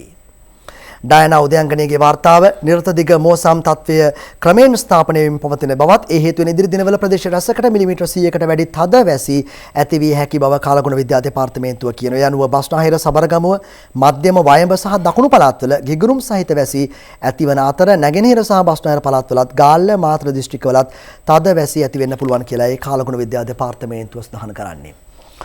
ලෝතුරා බුදුරජාණන් වහන්සේගේ සම්බුදු තෙමගුල සිහිපත් කරන්නේ අපි වෙසක්. වෙසක් අනෙක් පොය වගේ නෙමෙයි. වෙසක් පොසොන් ඇසල සාම අනෙක් පොය වගේ නෙමෙයි කියන්නේ මේ පුරපසළොස්වක පොය අතරින් වැදගත්ම පොහොයක්. වෙසක් සමරන්න දරුවෝ සූදානමින්. මේ ඡායාරූපයේ සමරන්න සූදානමින් කිව්වට වෙනද වගේ සමරන්න හැකියාවක් නැහැ. කොරෝනා වෛරසයේ ව්‍යාප්තිය හේතුවෙන් මෙවරත් වෙසක් උත්සවයේ සිය නිවෙස්වලදී පමණක් සමරන්න ජනතාවට සිද්ධ වෙලා තියෙනවා. ඡායාරූපෙන් දැක්වෙන වෙසක් සමරන්න සූදානම් වීම සඳහා දරුවන් දෙදෙනෙක් කොළඹ කිරුළපන ප්‍රදේශයෙන් ඊයේ වෙසක් පහන් කෝඩුවක් මිලදීගෙන තිබුණු ආකාරය නිසා හැකිනම් අඩුම තරමේ ගෙදර මැටි පහනක් හරි දල්වන්න. මොකද අමාවක අනෙක් පොහොයක් වගේ නෙමෙයි වෙසක් පොහොය කියලා කියන්නේ. නිසා දැන් එක අවුරුද්දක් බැරි වුණා මේ පාස්කු ප්‍රහාරයෙන් පස්සේ. ඊට පස්සේ ගිය අවුරුද්දේ කොවිඩ් නිසා, මේ අවුරුද්දත් කොවිඩ් නිසා. ඒ නිසා වෙසක් එහෙම අපේ සම්ප්‍රදායික සැමරුම් අතර යටපත් දෙන්න පුළුවන් මේ පොයක් නෙමෙයි. නිසා අපි හදවතේ ශ්‍රද්ධාව භක්තිය තියෙන එක ඇත්ත. ඒ නිසා වෙසක් පොය අපි ඒ භක්තියෙන් සමරමු. යන්න බැරි එක ඇත්ත. ගෙදරින් එළියට නිවස ඇතුලේ හරි පුළුවන් විදියකට හරි සමරන්න උත්සාහ කරමු.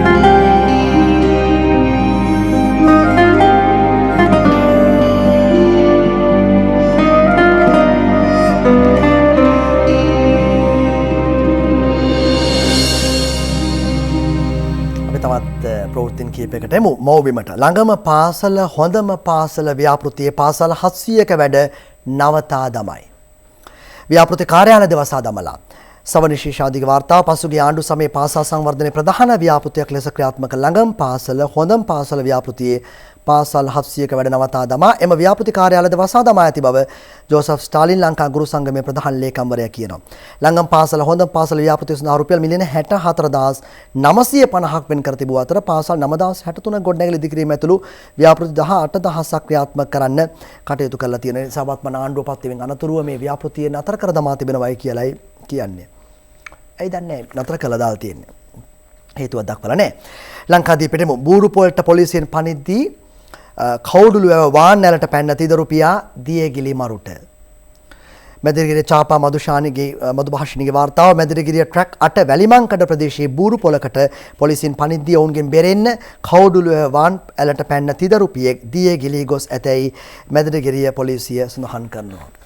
බූරුව ගහලා පොලිසියනකොට මේ ගඟට පැනලා දියේ ගිල්ල මැරිලා දරුවෝ තුන්දෙනෙක්ගේ තාත්තා කෙනෙක් අන්තිමට උනේ දරුවෝ තුන්දෙනෙක්ට තාත්තගේ බූරුව ගහිල්ලෙන් තාත්තා කෙනෙක් අහිමි වෙච්ච එක. පිරිඳට සැමියෙක් අහිමි වෙච්ච එක.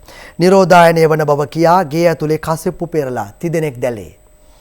නිකවැරටිය ප්‍රියානි මංගලිකාගේ වාර්තා නිරෝධායන වන බව කියමින් නිවස වටා ලනු ඇද කොටු කරගෙන හෙරෝයින් මත්කුඩු අලෙවිය යෙදුණු සැකකරුවන් තිදෙනෙක් මත්කුඩුත් සමග නිකවැරටිය ඇඹලගොඩ යාමදී අත්අඩංගුවට ගත් බව පොලිස් අධිකාරී කාර්යාලය සඳහන් කරනවා. මේ කාමරය තුළ හෙරෝයින් මත්කුඩු පැකට් කිරීමේ නිරත වන බව පරීක්ෂණවලදී සොයාගෙන තිබෙනවායි කියලා කියන්නේ. පුරුදු අතාරින්න බෑනේ. කොච්චර නිරෝධායනයේ දවස් 14 පුරුද්ද ඒක අතාරින්න බෑනේ. ඒකනේ අර ඊයේ දැක්කද ඒක පළාතේ නම කියන්න ඕනේ මේ දාලා නම් තිබුණා. මේ බාරක ළඟ පොලි මොනවා නැතත් කන්න හාල් ටික නැතත් අර කරන් ඉන්න එපා. වැව්වොත් හාල් නම් ගෙදරට එනවා අඩු ගානේ. හාල් 3-5 එළවලු පළතුරු පස් මාළු ටික හරි එනවා. අර වෙන්නේ නැහනේ. ඒවා ජංගම් බෙද හැරින්නේ නැහනේ නේද? දන්නේ සමහර WhatsApp වල නම් එහෙම තියනවා දාලා වෙලා මේ group වල එහෙම යනවා විෂය ආයෙ එවනවා කියලා කොහොමද දන්නේ? ඒ නිසා වැඩි සූදානමට අරව නැතත් කමන්නේ නැහැ. මේවා තිබුණොත් හොඳයි කියලා. බාර් ළඟ ලොකු පෝලෙන් තියෙනෙත් ඒකයි. මිහිපිට අපායක් ඇතනම් ගාසා දරුවන් ජීවත් වෙන්නේ එතන. ජගත් මහලේකම් ගුට්රේස් කියයි. ඊශ්‍රායල් ආරක්ෂකයන් ශෙල්ල කරන ප්‍රහාර වලින් නිරන්තරයෙන් බැටකන ගාසා තීරයේ මිහිපිට අපායක් බවත් එම අපායේ ජීවත් වන ගාසා දරුවන්ගේ තත්ත්වය ඛේදනීය බවත් එක්සත් ජාතීන්ගේ ප්‍රධානී අන්තෝනියෝ ගුටරේස් ප්‍රකාශ කරනවා. මේ එක්සත් ජාතීන්ගේ සංවිධානයේ අපේ දෙයක් වුණොත් නම් වෙලෙම මැදිහත් වීම කියලා කියයි අරවා කියයි කෝ ඊශ්‍රායල් පාකිස්තාන කෝ මේ ඊශ්‍රායල් පලස්තීන කෝ මේ ඊශ්‍රායල් ලැබි ඇමරිකාව මොනවද කළේ ජෝ බයිඩන් කෝල් එකක් දුන විතරයි එච්චරයි ඒ අනිත් රටවල් වලට තියෙන දේවල් මේක තමයි වෙනස. දින 11කට පසු ඊශ්‍රායලය සටන් විරාමයක් ප්‍රකාශ කරයි. දින 11ක් තිස්සේ පැවති යුද්ධය නිමා කරමින් ඊශ්‍රායලීය යාළුවීම දෙකට සටන් විරාමයක් ප්‍රකාශ පත් කළා. මේ සටන් විරාම කිවිසුමට ගරු කරන බව හමාස් සංවිධානයත් ප්‍රකාශ කරනවා. දැන් සටන් විරාමය ප්‍රකාශයට පත් කරනකොට 160කට එහා පිරිසක් මැරිලා තියෙනවා. මිය ගිහිල්ලා තියෙනවා. දරුවෝ 50කට එහා ප්‍රමාණයක් මේ ගිහිල්ලා තියෙනවා. සටන් විරාමය ප්‍රකාශයට පත් කරන විට අපි එම තවත් වාර්තාවකට පිටසක්වල ජීවීන් බොරුවක් නෙවෙයි. මේ වාර්තාවේ උඩ නම් තියෙන හිටපු ඇමරිකානු ජනාධිපති ඔබාමා කියලා මේ ඇතුළත තියෙන්නේ ජෝ බයිඩන් කියලා පිටසක්වල ජීවීන් ඇත්තක් දැයි සොයා බැලිය යුතු බව ජනපති ජෝ බයිඩන් ප්‍රකාශ කරනවා. හිටපු ජනාධිපති බරක් ඔබාමා පසුගියදා පැවසුවේ පිටසක්වල ජීවීන් බොරු නොවන බවයි.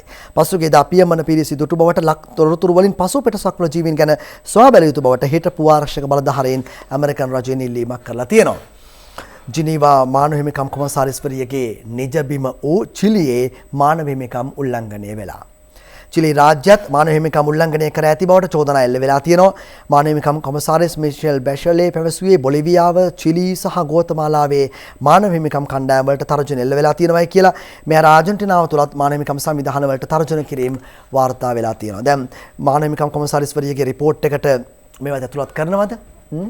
අපි පිළිබඳව විතරද තියෙන්නේ? අපි විතරද මානව හිමිකම් උල්ලංඝනය කරන්නේ? අපේ රට විතරද? තමන් නියෝජනය කරපු රට කෙලවද ඊළඟ වාර්තා ඇතුළත් කරනවද? බලමු ඔබේ සමබරතාවයත් අපි පරීක්ෂා කරලා. දිවයිනට එමු. කොරෝනා නොතකා බිහාරයේ මුළු ගමක් සුනකයෙකුගේ අවමගුලකට සහභාගී වෙලා. කොරෝනා ආසාදනය වීම වැඩි වන අවස්ථාවේ ඉන්දියාවේ බිහාර් ප්‍රාන්තයේ සමස්තිපූර් ගම්මානයේ සියලුම ගම්වැසියන් ටෝනි නමින් හඳුන්වන සුනකයෙකුගේ අවමගුලකට සහභාගී වීමේ සිද්ධියක් වාර්තා වෙනවා. මේ සුනකයාට මුළු ගම්වැසියන්ගෙම ආදරය හිමි වෙලා තිබුණායි කියලා සඳහන් කරන්නේ. ඒ නිසා තමයි මුළු බිහාර් ප්‍රාන්තයේ මුළු ගමම මේකට ගිහිල්ලා තියෙන්නේ. හරි. ක්‍රීඩා පුවතකට එමු. ගෙවීම් හෙළිදරව් කළාට ක්‍රීඩකයෝ කිපෙති. දමින්ද විජේසූරියගේ වාර්තාව ශ්‍රී ලංකා ක්‍රිකට් ක්‍රීඩකයන්ට ගෙවල් ලබන කොන්ත්‍රාත් ගාස්තු පිළිබඳ නිශ්චිත ගෙවීම තොරතුරු මහජනයාට මුදා හැරීම මගින් ක්‍රීඩකයන් සියලු දෙනා මහත් අපහසුතාවයටත් අනතුරකටත් හෙලා ඇති බව ක්‍රීඩකයන් 24 දෙනෙකු වෙනුවෙන් මාධ්‍ය නිවේදන නිකුත් කරන නීතිඥ නිශාන් සිඩ්නි ප්‍රේමතිරත්න සඳහන් කරනවා. නිශ්චිත දාතමක් ලිපි ශීර්ෂයක් හෝ අත්සනක් නොමැතිව ඊයේ නිකුත් කරන ලද එම නිවේදනය සම්බන්ධයෙන් කළ විමසීමකදී නීතිඥ ප්‍රේමතිරත්න කියා සිටියේ අදාළ මාධ්‍ය නිවේදනය සහ එහි නම් සඳහන් ක්‍රීඩකයන් 24 දෙනා සම්බන්ධයෙන් මෙන්ම එහි අඩං කරුණු වෙනුවෙන්ද Taman පෙනී සිටිනවායි කියන එක. ඔබ දකින්නත් ඇති මාධ්‍යවල ක්‍රීඩකයන් ලබන වේතන පිළිබඳව සඳහන් ලතුන වාර්ෂික කොන්ත්‍රාත් ගණන් සාමාන්‍ය අපි කියන්නේ මේ කෙනෙක්ගෙන් අපි පඩි අහන්නේ නැහැ කියලා නේද? ඒක ප්‍රසිද්ධියේ මේ මාධ්‍යවල පළ කළ තුන පුවත්පත්වල යන්නේ. ඒක සම්බන්ධව තමයි ක්‍රීඩකයෝ සියලු දෙනා දැන් ඉන්නේ බංග්ලාදේශයේ. ඔවුන් මේ විරෝධතාවය දක්වලා තියෙන්නේ. හොඳයි. අපි යමු විරාමයකට. ඊට පස්සේ පුළුවන් අපිට කාටුන් බලන්න.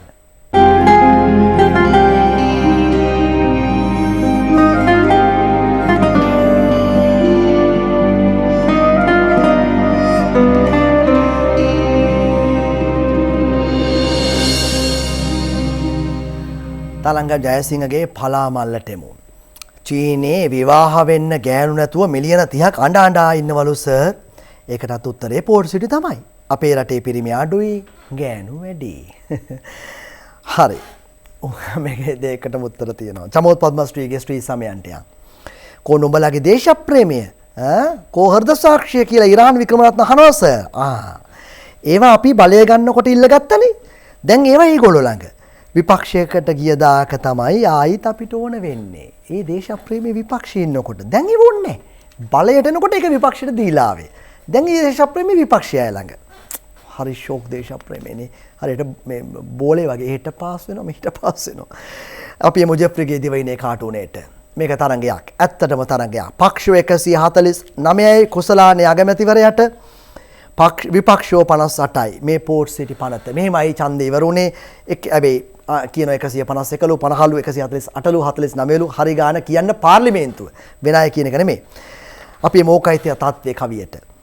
පෝට් සිටි පනත එන විට දින ගැනලා සංශෝධන 8ක් ගෙන දුන්නට මැනලා රජයෙන් ගණන් ගත්තේ නැත කොඩි වනලා හර්ෂද සිල්වා ඇත ඒකට මල පැනලා අනුරාධගේ ඕකයි තත්ත්වේ ඒ අංජන ඉන්ද්‍රජිත්ගේ කාටුනේට එමු වරාය නගර කෙටුම්පතේ ඡන්ද ගණන් කරලා තියෙන වැරදියට ඇමති ජී.එල්. පීරිස් මේ පාර්ලිමේන්තු කාර්ය මණ්ඩලයේ ඉන්නේත් ගණන් ෆේල් අයද සර් පාර්ලිමේන්තු කාර්ය මණ්ඩලයේ ප්‍රශ්නයක් නෙමෙයි මේක ඉකෝසිස්ටම් එකේ හැද මොකක් හරි ප්‍රශ්නයක් කාර්ය මණ්ඩලයේ ගණන් පිළිබඳ ප්‍රශ්නයක් වෙන්න බෑ අංජනගේ කාටුන් වලට එමු පෝට් සිටි පනතට සමග ජන බලවේගයේ ඉෂාක් රහීම් පක්ෂ වෙලා එතකොට ඩයනා ඇයි එතුමිය පක්ෂව ඡන්දේ දුන්නේ අපි මුස්වාරිස් දාසහපුවලානගේ දොරේ සද්දෙයි බෙරේ සද්දෙයි අපට හොඳට හඳුනා ගන්න පුළුවන් මේ අනුර කුමාර දිසානායක සුවාරිස් අහනවා වරාය පනත සම්මතයිනේ සහෝදරවරුන්ට පුළුවන් ඉතින් සද්ද හඳුනා ගන්න විතරයිනේ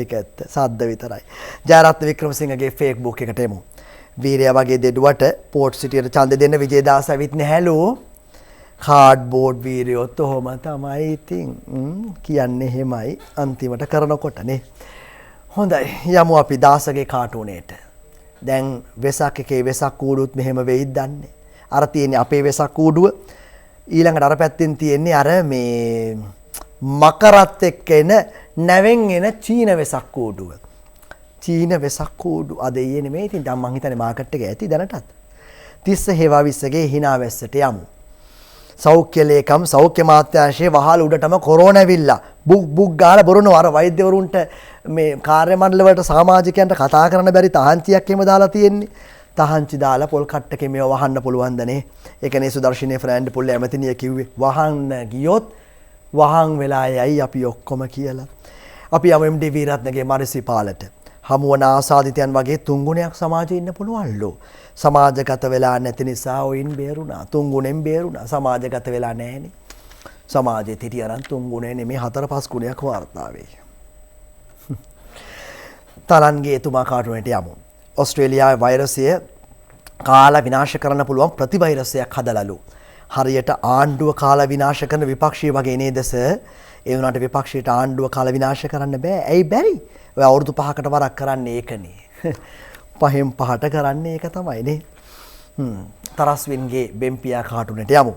මම මේ කල්පනා කරන්නේ බෙම්පියෝ අපේ කට්ටියක් එකතු කරලා ක්‍රිකට් පිලක් හදන්න. සජිත් ප්‍රේමදාස මහත්තයා වගේ කෙනෙක්. ඒ මොකටද දේශපාලකතුමෝ? ඉන්දියාවේ ක්‍රිකට් පිල මැච් ගහන්න මාස 3කට එංගලන්තයට යනවා බං. පවුල් පිටින්ම.